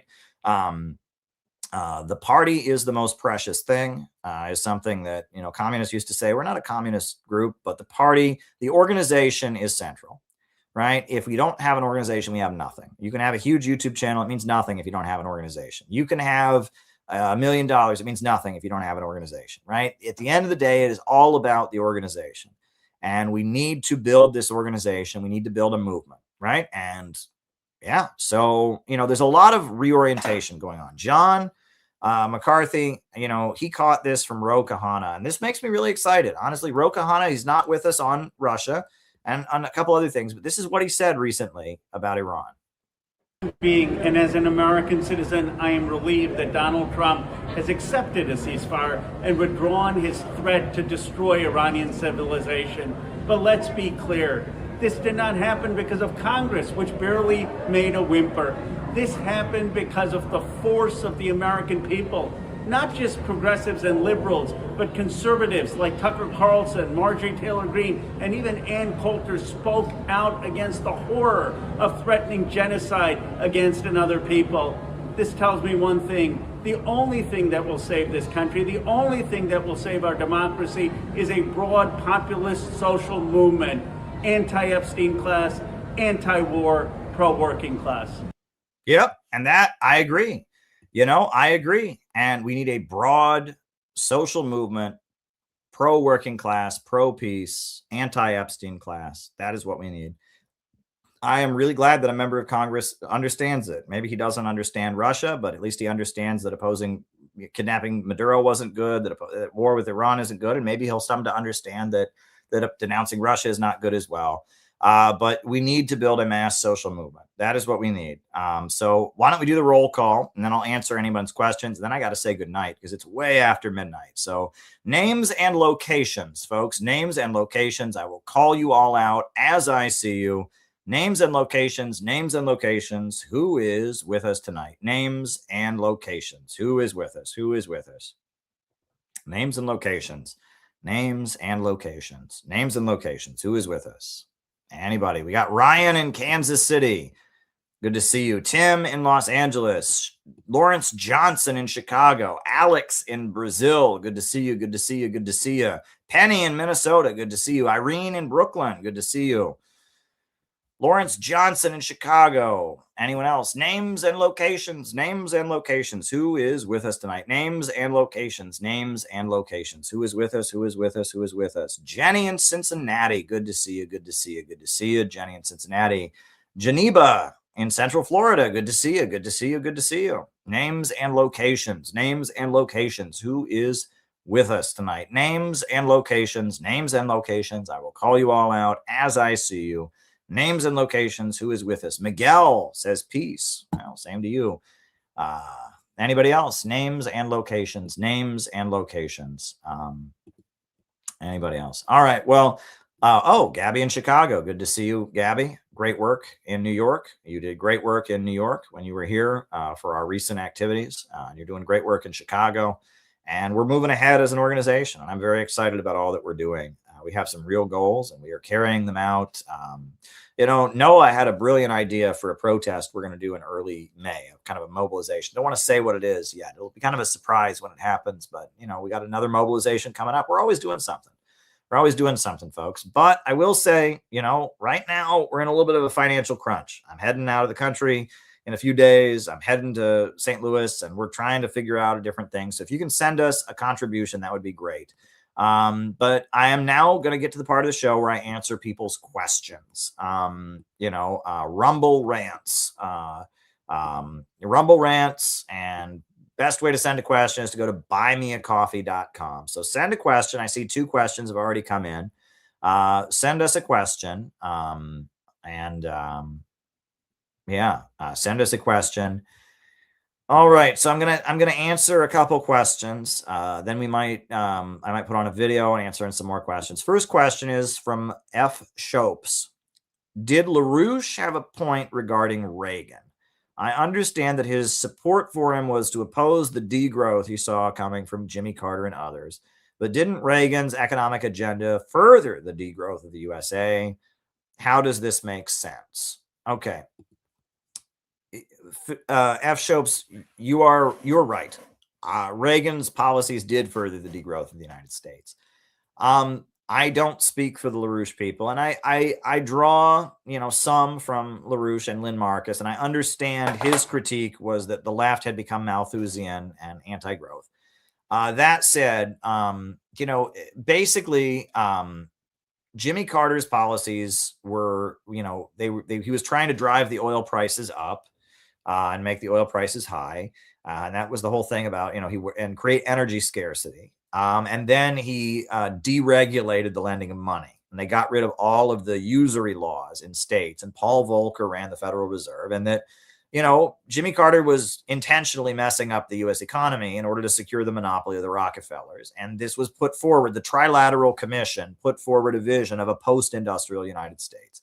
And Jimmy Carter was enacting that. And the lower levels of capital didn't like it. And so Ronald Reagan was a far-right Republican, and that kind of gets covered up. You think Ronald Reagan was just a regular Republican, but he actually was kind of a far-right John Birch Society kind of guy, military-industrial complex. And he came in, and there was kind of an upsurge of lower-level capitalists around Reagan. But Reagan was forced to add Bush to his, administration.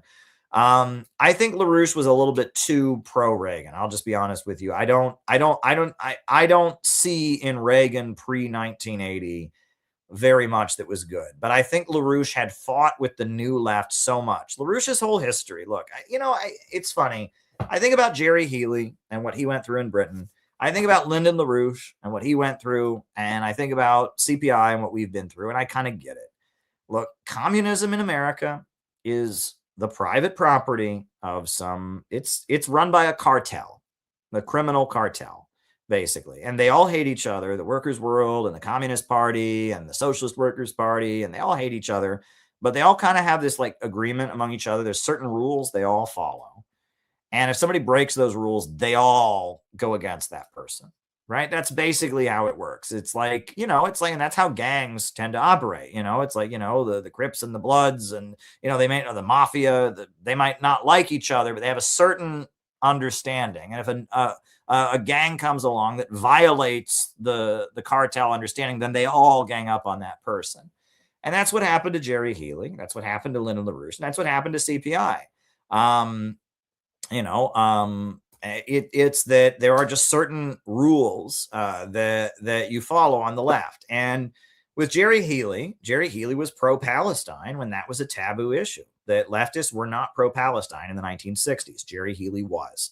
He was pro-Palestine. Jerry Healy also talked about FBI infiltration of Trotskyism. He revealed that very prominent members of Trotskyism, like Joseph Hansen, were FBI informants, and he wouldn't let it go. He wrote a book called Security in the Fourth International, and he said, look, this guy, Joseph Hansen, who was Trotsky's personal bodyguard, was an FBI collaborator. We have a smoking gun. We have an FBI document. Why can't we talk about this? And, all the Trotskyists came together and, oh, how dare he? And he was also pro-Palestine. At that time, it was very unpopular to be pro-Palestine. And actually, I think the Uhuru movement, their history goes back to that. The Student Nonviolent Coordinating Committee, there were some people in it, like Chairman O'Malley, that were pro-Palestine. But Zionist money paid for a lot of civil rights stuff. And so you had civil rights leaders like John Lewis and even Martin Luther King Jr. that were pro-Israel on the grounds that, the Zionist money, and that, to some degree or other, I think even Chairman O'Malley, his history, he was boycotted because of that. And that, that the cartel that runs leftism in America is kind of soft on Zionism historically, not as much anymore, but they were at one point very soft on Zionism. And they have certain rules. And Lyndon LaRouche was a guy, his real name he went by Lynn Marcus. He was in the Socialist Workers' Party. He didn't agree with them. He was a Marxist economist, and he understood that you can't believe in degrowth and Malthusianism and depopulation and be a Marxist. You can't, right? And I understand that too. Critique of the Goethe program and all of that. The problem with capitalism is that it prevents economic growth with the tendency of the falling rate of profit, the problem of overproduction and value crisis. That the more efficient it gets to create wealth, the poorer everyone gets. That's what Marx was writing about. He wasn't just writing that, it's unfair. Some people have money and some people don't. It's unfair. He was writing that the irrationality of having an economy centered on profits leads to a situation where abundance creates poverty, the coal miner's riddle. right? The little boy says to his father, "Why is it so cold in our house?" The father says, "Because I can't afford to buy any coal to heat the stove." The boy says to the father, "Why can't you afford any coal to heat the stove?" And he says, "Because I lost my job at the coal mine. They laid me off." And the little boy says, "Why did you lose your job at the coal mine? Why did they lay you off?" He says, "Because there is too much coal." Right? That's capitalism, right? It's that you have abundance, and abundance creates poverty. That's not natural. People shouldn't be homeless because there are too many houses. People shouldn't be hungry because there is too much food. And that's what Marx spent his life documenting. And he said, if we can rationally organize the means of production, we can have a planned economy, we can have unlimited growth. And the goal is to have so much growth that we eventually don't even need a government, and then everyone can just do what they feel like doing, from each according to his own ability, to each according to his needs, on the basis of the springs of cooperative wealth flowing more abundantly. If you read the Critique of the Goethe Program, you read Poverty of Philosophy, that's what Marx was talking about. It was, I want to create a system where growth is no longer held back by the irrationality of having profit in command. And Lynn Marcus knew that, and he was pro-growth. And leftism in the 1960s, right? In the 50s, you had McCarthyism. And I guess he got involved in communist groups because he was against McCarthyism, right? And so then as McCarthyism faded in the early 1960s, late 50s, leftism started to surge, and you had Students for a Democratic Society. You had the civil rights movement got going and got stronger. And suddenly all the communist groups started promoting degrowth. The idea of overpopulation, it was because Rockefeller money from the Rockefellers and from the Ford Foundation was paying for a lot of this activism. And Riverside Church is one of the main organizers of, civil rights and anti-Vietnam War activism in New York City was Riverside Church. And Riverside Church is paid for by the Rockefellers. They got a big picture of John D. Rockefeller. It's a Rockefeller church, basically. And, the Birth Control League became Planned Parenthood. And that this idea that human beings are the problem, they're a cancer on the earth, that is not Marxist economics. And Lyndon LaRouche realized that. And so he broke away from the Socialist Workers' Party. He was actually in Jerry Healy's group for a while. He was in the Workers' League, which was like the U.S. wing of Healyism. And he eventually started his own group. He taught classes in New York City about economics that were very engaging, where he basically just emphasized Marx and his critique of Malthusianism and anti-degrowth stuff. That is not acceptable among the left. And they decided he was anti-Semitic, and they went after him. And, and he didn't go along. There was a number of things. There was like a teacher's strike, and eventually he was blackballed by the left, and they accused him of being anti-Semitic and a fascist and all of this. And then his group fought back, right? And there was a lot of violence between communist groups back then. That was pretty common. But when they all kind of ganged up on his group got baseball bats and weapons, and they fought back, and they hurt some people. They put some people in the hospital, right? People beat them up when they would go out and pass out their leaflets. People from the Communist Party and the Socialist Workers' Party would find them and attack them, basically, and say, "Oh, you're fascist," and attack them. And so they got baseball bats and weapons, and they fought back, and they did something called Operation Mop-Up. They basically announced that because the Communist Party was targeting them, they were going to wipe out the Communist Party. It was kind of like, the bully attacks them and they say, "We're going to wipe you out." And they launched an operation against the Communist Party called Operation Mop-Up. And for about a year, they kind of went to any Communist Party event and they would violently attack it. And that was them kind of fighting back. And they were saying, "Look, we're just not going to be kicked around by the Communist Party." And I actually have you read some of their old documents about it, right? When they were still calling themselves Marxists. I read Socialism or Fascism, which is one of their texts, where they talk about what fascism is degrowth. And they talk about the Communist Party was actually the biggest threat, because the Communist Party was the party that, if there was a revolutionary crisis in America, it was insignificant in the 60s. It was still a small group, right? You had Angela Davis. It was still a pretty small group. But if there was a crisis, it was like in place to be the leader of the movement, and it was run by the CIA and the FBI, and it was promoting degrowth. And they basically said the Communist Party is like a sleeper. It's like in waiting in case the ruling class needs, to co-opt a revolutionary movement. So they said, we're going to wipe out the Communist Party, because it's actually more dangerous, because if there is a revolutionary crisis, the Communist Party is there to like swing into action and prevent a revolution.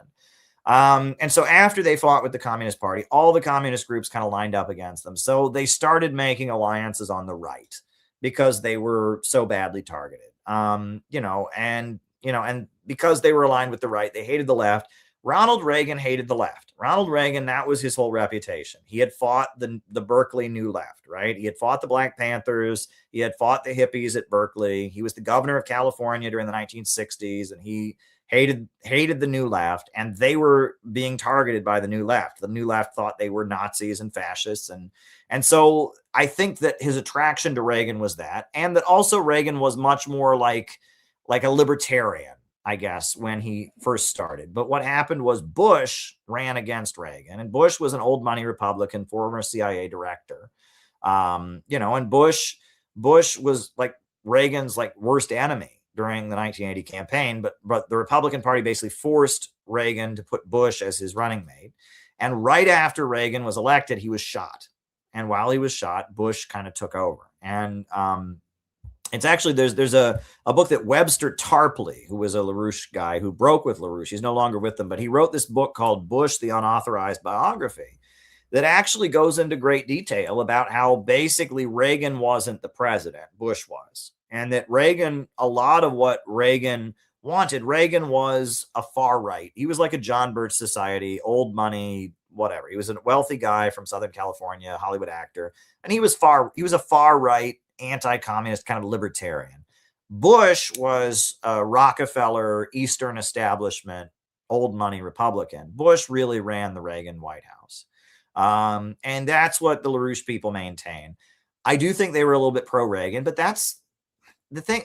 They were a little bit too pro-Reagan. I wouldn't have voted for Reagan, because of the anti-communism, because of the racism, because of all of that. But the thing is, when people are actively attacking you, it's very hard to align with them, right? And I mean, we've seen that ourselves, right? I mean, part of the reason that we are friendlier now with more conservative forces is because the left has been so vicious to us. Now, it seems like that may be changing. I don't know. We'll see.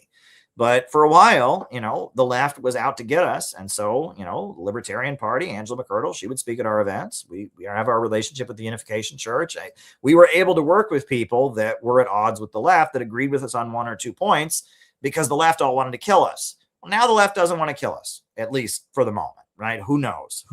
Maybe they all haven't gotten the memo. Some of them probably still do, but so whatever. But and also there's not been violence. I mean, people protested our workshop in Minneapolis, not the end of the world, right? But generally it hasn't been violent, right? But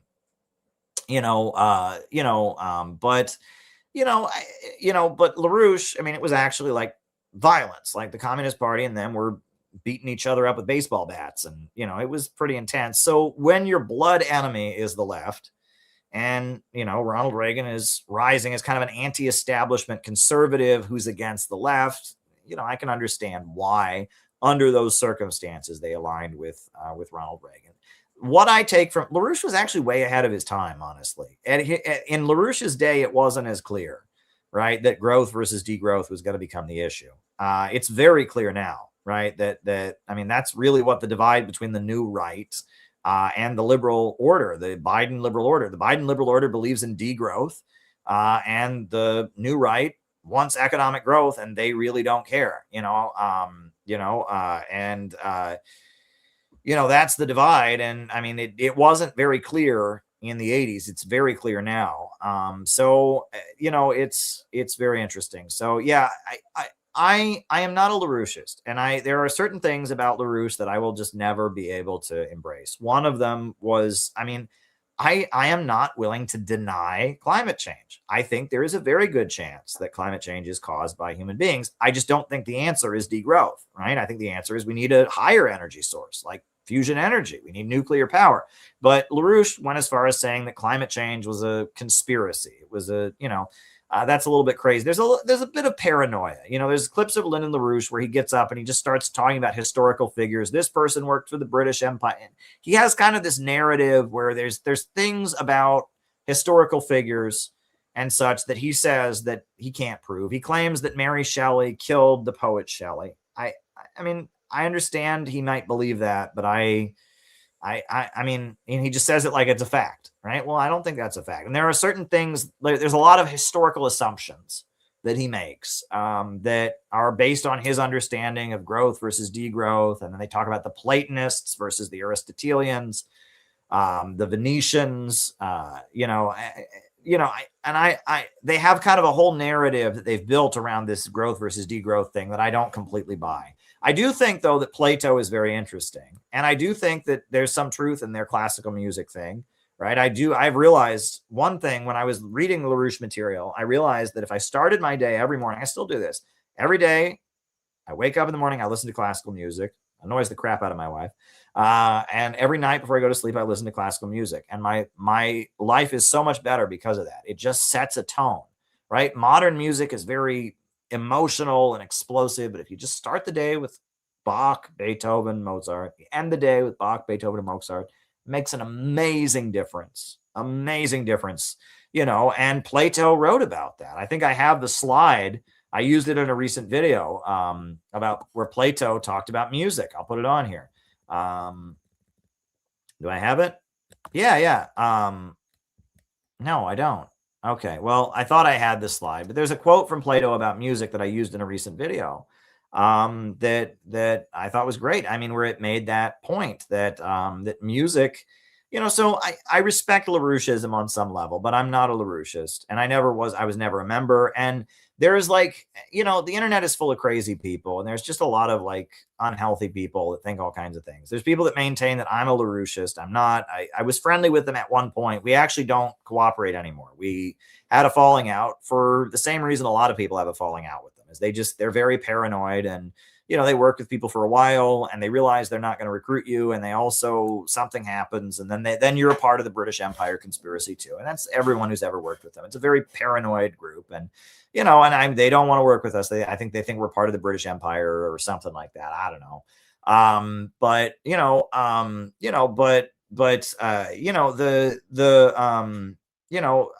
there were just things I was just never, you know, but there's kind of a paranoid group of people that think I'm secretly a LaRoucheist, think that certain other people that talk similar to the way we talk are all LaRouchists. And it's not that simple, right? These are ideas, right? There is something wrong with the left, okay? And Lyndon LaRouche is somebody who was on the left who realized there was a problem there. And he had he was like, no, Malthusianism and Marxism don't mix. And he fought against degrowth on the left. And that I take from him, and I respect that.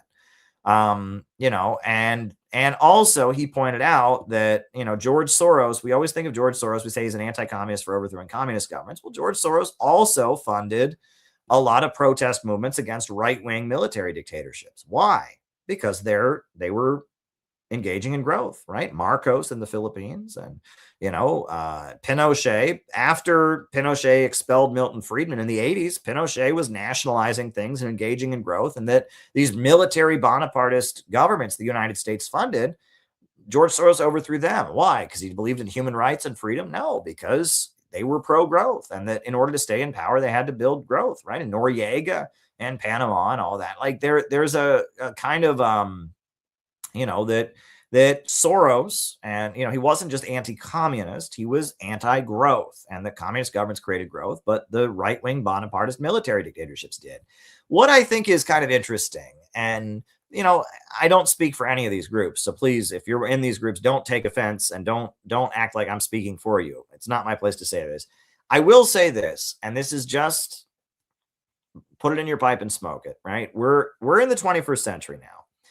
In the 20th century, you had communism, right? You had communism as a movement. You had the Soviet Union, you had China, you had Trotskyism, you had Euro-communism, you had communism as a movement. And the way the Soviet Union was defeated in the Cold War was communism got all jumbled and confused, right? There was the Chinese aligned communists fought the Soviet communists, the Euro-communists cut their ties with the Soviet communists, you had Trotskyism, and that was really the way to defeat communism. You know, and this is spelled out in the writings of Zbigniew Brzezinski and others, was to make it all confusing, make it so their communism was so confused, there wasn't one thing, right? So that's one thing.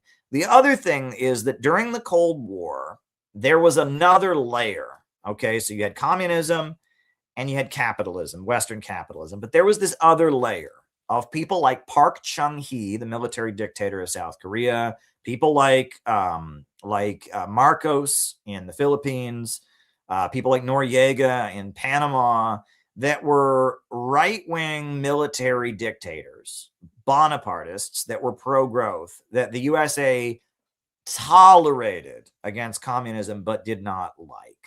Okay.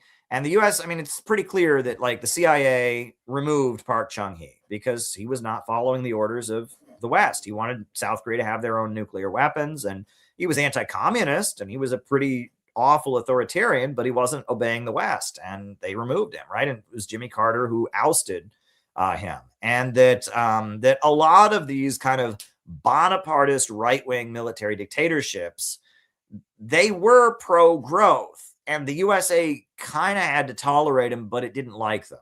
And I think that if you look at like Lyndon LaRouche, and if you look at the Unification Church, and if you look at Scientology to some degree or other, a lot of these illiberal movements that emerged like during the 1970s, a lot of them were in some vague way kind of an expression of that trend. There was like, it wasn't a third camp. It was like a part of the US wing of the Cold War that were like, these were like military, like pro-growth military governments that the USA was backing against communism, but didn't really like. And because the USA kind of had to support them, they did stuff like build highways. And, you know, Marcos tried to cancel the debt of third world countries, the dictator of the Philippines, and that there were these kind of pro-growth Bonapartist regimes, you could call them, that a lot of the illiberal but not communist movements were a reflection of that, you know? And that's interesting because now, and this is where it gets interesting, now we're in the 21st century. A lot of those governments that are still around are anti-imperialist now, especially in Asia. Burma, right? Myanmar, for example. That was one of those regimes. That was a right-wing, you know, US-backed military dictatorship. But now China makes a better deal. They're friendlier to China. And there's a number of countries like that that were originally like right-wing military dictatorships backed by the United States. And then, you know, after the Cold War, the USA kind of demanded that they degrow, and they didn't go along with it. And now they've kind of pivoted to being friendlier to China. Singapore is another great example, right? You know, the USA allowed Singapore to really develop their economy and to have basically a state-run economy to oppose communism, the Asian Tigers, right? And now it's pretty clear the United States doesn't like the Singapore government, and they fund NGOs to try and bring down Singapore. And Singapore is very friendly to China, and that it's you know, it's like one of these Bonapartist regimes that the USA kind of tolerated. Now those countries have pivoted in an anti-imperialist direction. And, you know, if you look at some of these kind of, I wouldn't even call them necessarily right-wing. Is Scientology right-wing? I don't know. I mean, I don't know. I mean, the Unification Church, yes, you can argue that they were right-wing. Now they're all over the place, but they were definitely right-wing anti-communist during the Cold War. LaRouche, I mean, they started out on the left, but then they hated the left. They were for Reagan. And it's like, if you looked at these kind of groups, they were kind of supporting those kind of governments that were pro-growth, but anti-communist. And now the anti-imperialist countries and the way things have lined up, now a lot of those governments are on the anti-imperialist side, whereas the left is not anti-imperialist anymore, and the left believes in degrowth. So that's why we're all jumbled about and confused. And I think that's interesting. I don't think those groups necessarily reflect these kind of right-wing dictatorships. And to the degree that they did back in the 70s, that probably was not a very good thing. So it's complicated. It's very complicated. That's at the end of the day. But look, we're in a new time, and we just have to figure out how to survive. At the end of the day, we have to do what's right, and we have to do what's right for ourselves. And if there's somebody who will help us do what's right, we'll work with them. And, you know, I think Frederick Douglass said, "I will work with any man to do good and with no man to do evil." I think that's a good way to live, right? If somebody wants to help you do good, work with them. If someone is insisting you do evil, don't work with them. You know, and that's kind of the rule you got to live by, because it's all a confused mess. Look, if you don't think all these communist groups are in bed with the CIA, you're smoking something. I just told you about DSA, PSL. I mean, all these groups have intelligence all over them. Okay. And, you know, they do. And don't pretend that they don't. They totally do. And a lot of people are in denial about that. A lot of people say, well, it's only the right wing that are tied to intelligence. No. Intelligence is all over the left. I mean, the Ford Foundation, they're all getting Ford Foundation money. Where do you think that comes from? and they laugh about it. Leftists laugh about, oh yeah, we just got a big grant from this foundation. What do you think runs that foundation? That's intelligence, folks.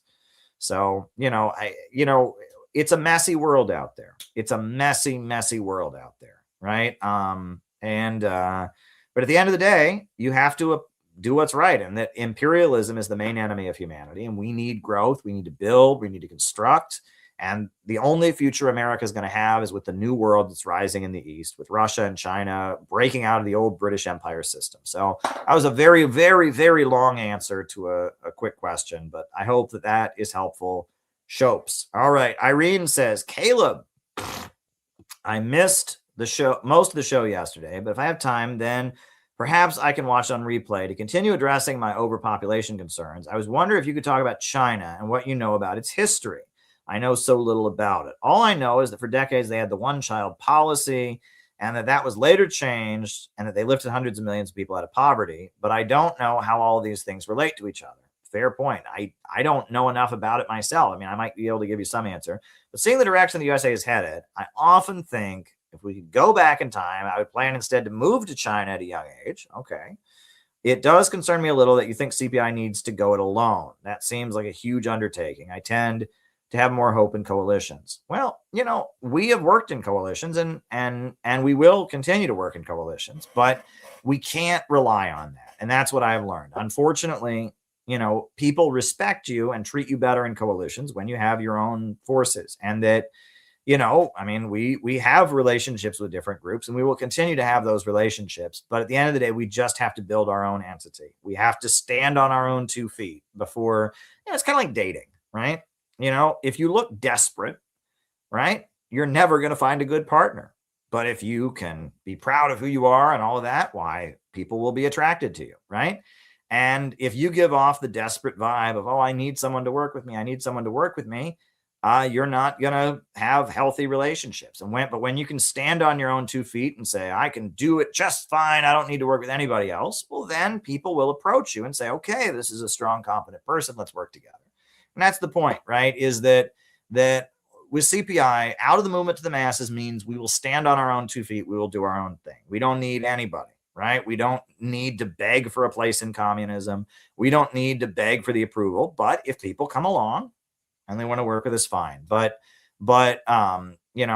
we just need to do our own thing, and then relationships will develop, like with Uhuru, like with Unification, like with, other groups we've worked with over the years, Rage Against the War Machine, Angela McCurdle, Libertarian Party. Like, these relationships do develop, and they will develop, but you cannot look like you need them. We don't need them. And we should be in a position where we could do CPI all by ourselves with nothing but our own funding and our own members and our own bootstraps. And, if we have that attitude and then others come along and want to cooperate with us, okay, great.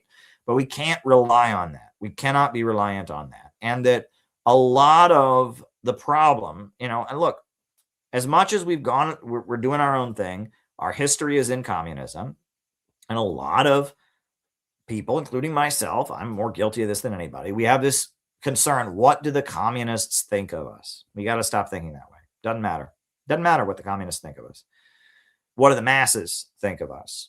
What are we getting done to oppose imperialism? And, what do the communists think of us? What do the other communist groups think about what we're doing here? How do we show them that we're right? We got to not think that way. We got to not think that way. Who cares what they think? If they hate us, good, because they're failures, right? If the Workers' World Party hates us, if the Party for Socialism and Liberation hates us, if the other groups hate us, fine. We're not trying to please them. We're trying to get the job done. I'm glad you appreciated that, Irene. I'm glad you appreciated it. That's what I'm saying about relationships, is that, you've got to stand on our own 2 feet, and anyone we work with, it's got to be based on the fact that we're not reliant on it. So that's that part. As far as like living in China, look, I could never be an expat.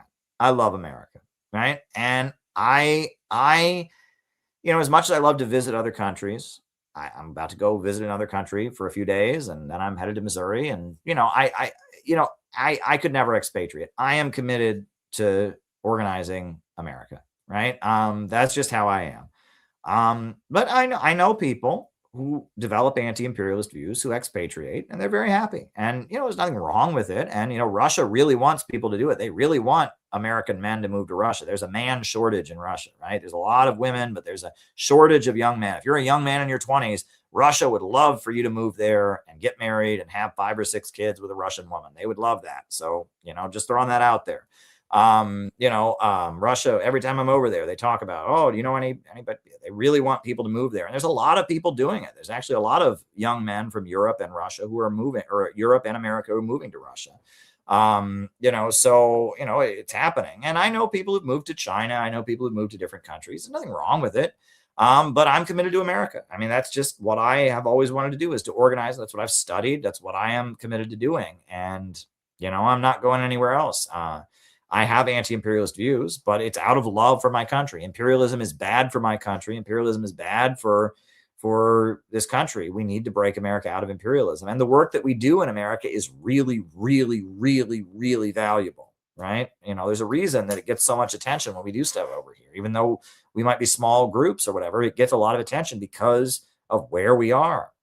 So I believe that those of us that are in America that have anti-imperialist views, that we need to organize and do the best we can here, because it's so important. Whenever I go overseas, people pay really big attention to anything that happens over here that's anti-imperialist because of where it is. So as far as the one-child policy, that I don't know about, but, lifting the country out of poverty is not degrowth. My understanding is the one-child policy was related to the rural population, and it was related to the market reforms and some of the stuff that was going on with privatization of land in the countryside. I just don't know enough about it, though, honestly. I'm not the person to talk about the one-child policy. So, yeah, but, lifting people out of poverty by the millions is not degrowth, so there you go. Could you talk about Julius Nyerere? It seems like a lot of black nationalists in America liked him. Julius Nyerere was the leader of Tanzania. He was a socialist, and he aligned with China, and China built railroads in Tanzania. And he was anti-Soviet at times. He called himself an African socialist. That was his ideology, kind of like Kwame Nkrumah. China built railroads there, and eventually he overthrew Idi Amin, right? Idi Amin was a leader who was kind of put into power by Israel, I guess, but was kind of a Bonapartist, anti-imperialist, and ultimately Tanzania removed Idi Amin, if I'm not mistaken, right? So I don't know enough about Julius Nyerere. I have met people from Tanzania, though. When I go to Russia, there are people from Tanzania, and they love Julius Nyerere. Whenever I ask them about Julius Nyerere, they always say he's a great leader. And that's one thing, is that all of these, anti-imperialist leaders from the Cold War are loved. Kwame Nkrumah is loved in Ghana, right? In Indonesia, Sukarno is loved in Indonesia. And that, that all of these leaders who aligned with the Soviet Union and built their country up, and a lot of them were eventually removed in CIA coups, are very, very popular for the work that they do, and especially on the African continent. And part of the popularity of Ibrahim Traore is that he very much plays into people's memory of Thomas Sankara, people's memory of Gaddafi, and they go out of their way to kind of market him as this is another guy who's like that, right? Because those leaders are popular. Again, you wouldn't know that in America. It gets so annoying, right? In every Eastern European country where the communism was overthrown after the fall of the Soviet Union, every single one, there are polls that say life was better before the fall of the Soviet Union. But nobody in America knows that. Oh, haven't you ever talked to anyone who lived under communism, Caleb? Well, actually, yes. And in every Eastern European country, people say life was better. A lot of people in China really like Mao and the Communist Party. No, they don't. No, everyone hates it. I met somebody. It's this arrogant assumption. We live in America, and yes, there are a lot of people in America who come from these other countries, but they're not representative of their people. And that, in Tanzania, there are millions of people who really like Julius Nyerere. In Indonesia, there are millions of people who like Sukarno. In Pakistan, there are millions of people that like Bhutto.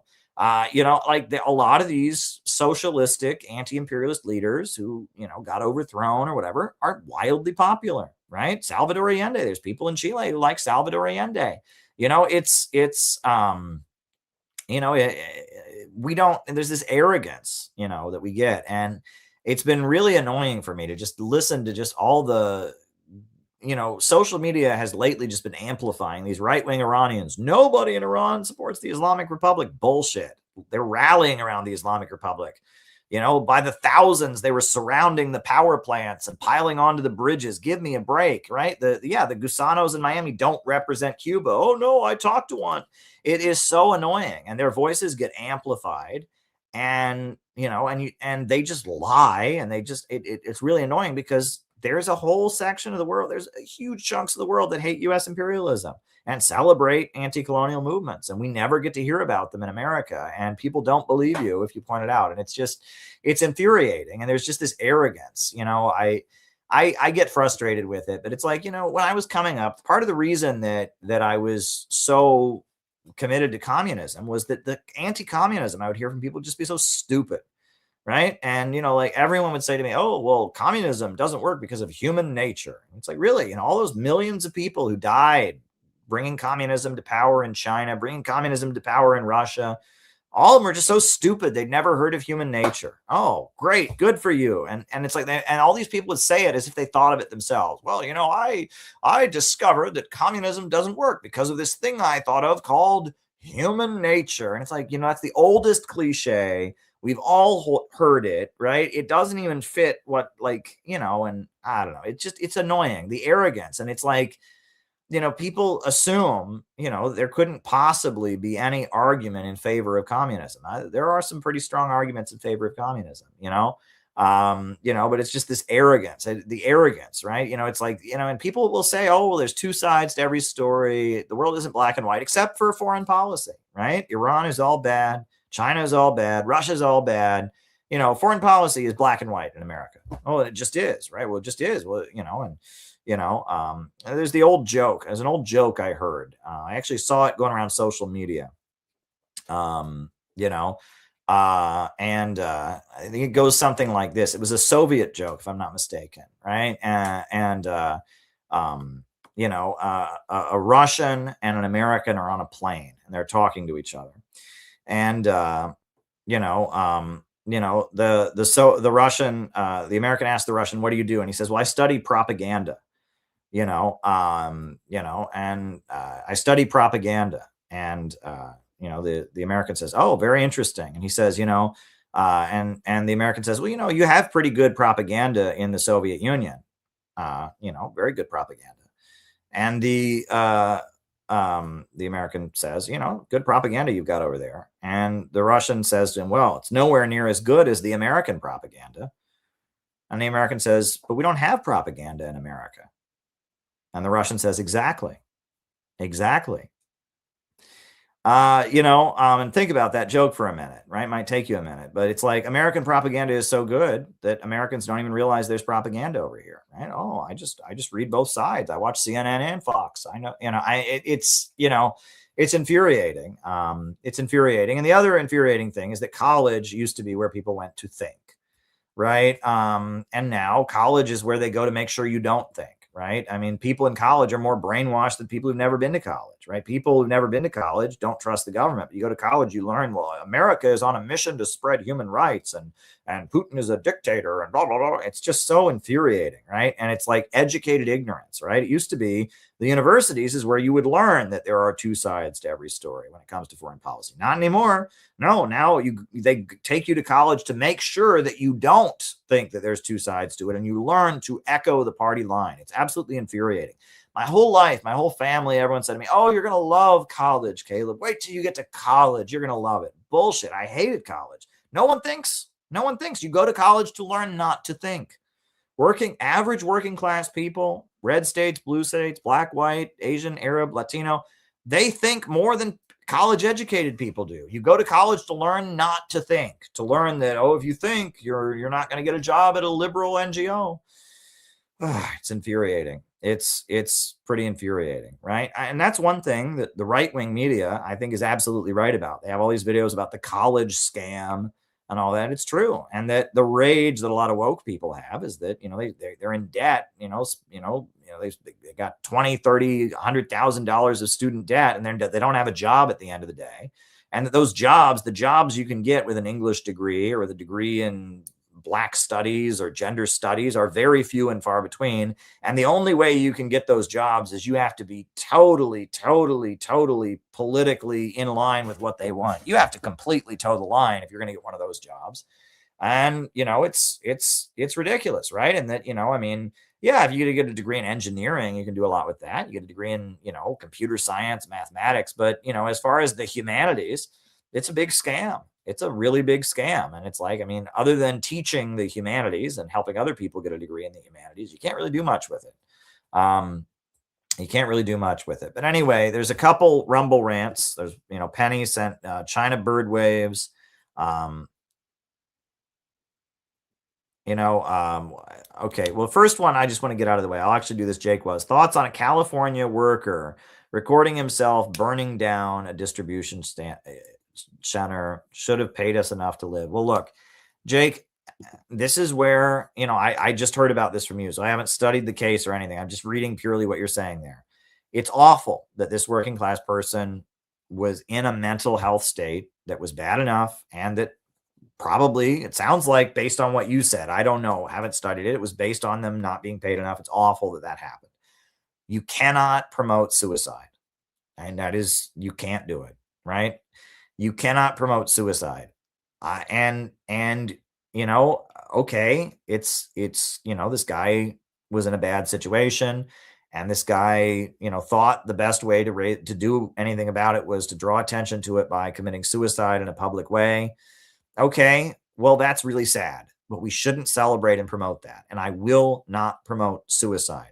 That guy shouldn't have killed himself. He should have joined an organization and fought for better wages. He should have gotten involved in a group like CPI and struggled. And I will not promote suicide. And that is, I am adamant about that. That is a red line that I will draw, right? It is evil to promote suicide. Yes, it's awful that this guy was paid bad conditions. It's awful that he was so miserable that he got into a state of mind. And I'm not saying that we should, you know, call him a bad person. I don't think he's bad for doing that, but we must not promote suicide. Okay. Suicide is not the answer. The answer is building a mass movement. And it is infuriating to me when leftists glorify suicide. It is infuriating to me. And, you know, it is wrong. It is absolutely wrong. Okay. So I'm heartbroken that individual was in a situation where he felt bad enough and became delusional enough to think that that's all that he could do. And I wish he knew about struggle and organizing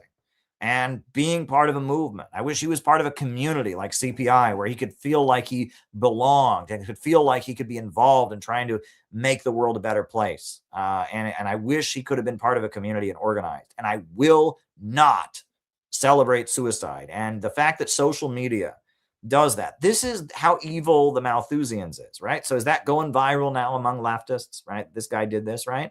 Right. So it's like, oh, yeah, we can talk about workers' rights. Well, why don't you kill yourself? That'll help. You know, I mean, it's evil. I will not promote suicide. Won't do it. Won't do it. And I draw a big moral line. It is wrong to promote suicide. Right. Adventurism, burning buildings, killing yourself, acts of violence, random acts of adventurous violence and terrorism, suicide, not helpful. I'm against it.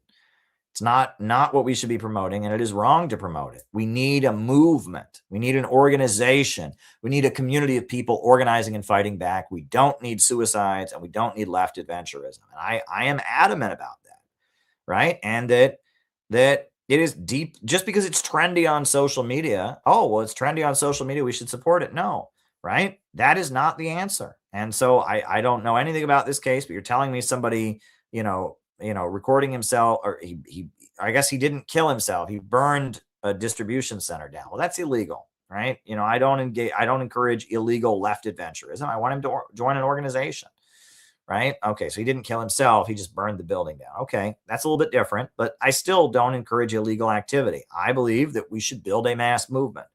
We need to build a mass movement. We don't need individual acts of vandalism and terrorism. We don't need self-infliction, right? We need a mass movement. So let me just get that out there. That's the first thing, right? I might sympathize with some of what he said, but we need a mass movement. We don't need terrorism. Now, Penny sent a video about China bird waves. I don't know what that is, but we're going to pull it up and put it on. All right. Hold tight. Hold tight. China bird waves. You know, let me just mention this, right? Did you know that at one point the FBI was like working to push communists to kill themselves? Did you know this? Go and read the COINTELPRO papers by Ward Churchill. There's a case of the CIA or the FBI. There was a guy who was a communist union organizer in New York City, and he was organizing among dock workers. And they basically tried to see if they could get him to kill himself. And so they framed him for stealing money from the Communist Party, got him kicked out of the Communist Party. Then they had their informants in the Communist Party demand that he basically be shunned.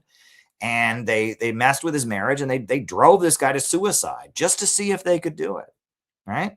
So if we got the FBI basically, you know, in writing, if you read the COINTELPRO papers, trying to convince communists to commit suicide, and then all of a sudden it goes viral on social media, look, this communist killed themselves, maybe you should too. That sets off some alarm bells in my head, you know. So no, I just, you know, no. And the FBI, no, we don't need people to kill themselves. We need people to organize and build a movement and build a community of people that can stand strong and be there with each other. We don't need people to kill themselves. So, you know, I mean, and the fact that, you know, so let me just throw that out there. All right. But anyway, this is Penny's video about China birds. China birds. What everybody said about the bird. Bird. Anyway. All right. China birds. All right. Here we go. China birds.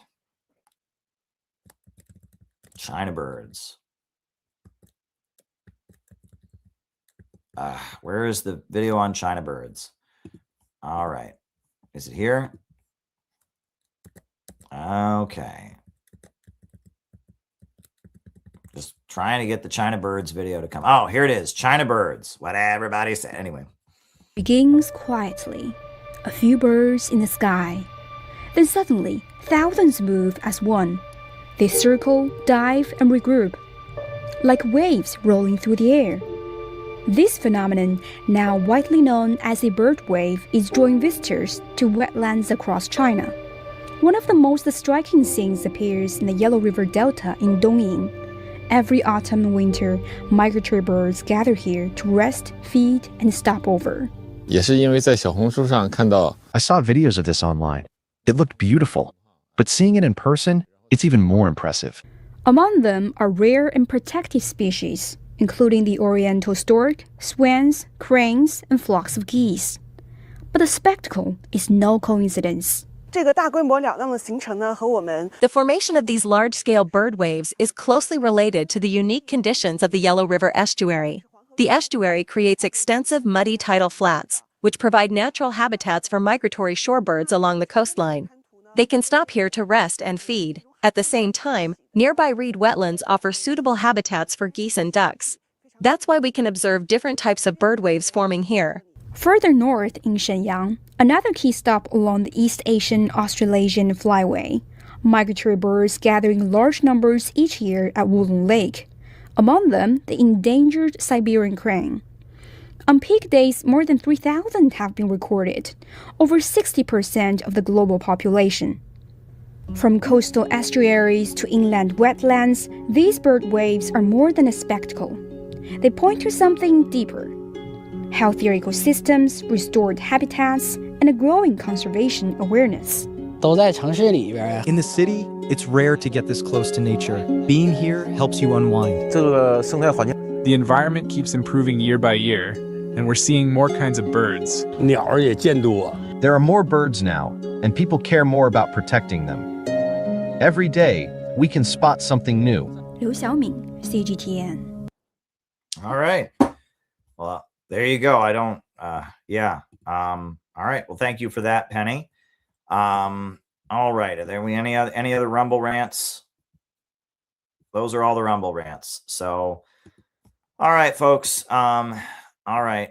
So I'm going to put on the closing music now. I got to go to sleep. We're almost at the 3-hour mark. Lately, we've been having long streams. That's good because we got good stuff to talk about, but it's late and I've been kind of exhausted lately. I've been a lot going on.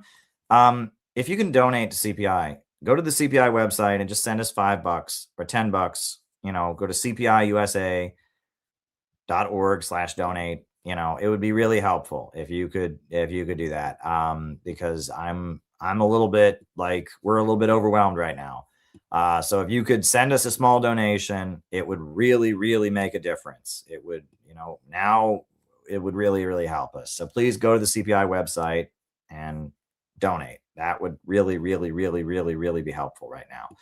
All right. On that note, I'm going to put on the closing music. Thanks, everybody. We'll be back probably tomorrow night. Why not, right? Why not?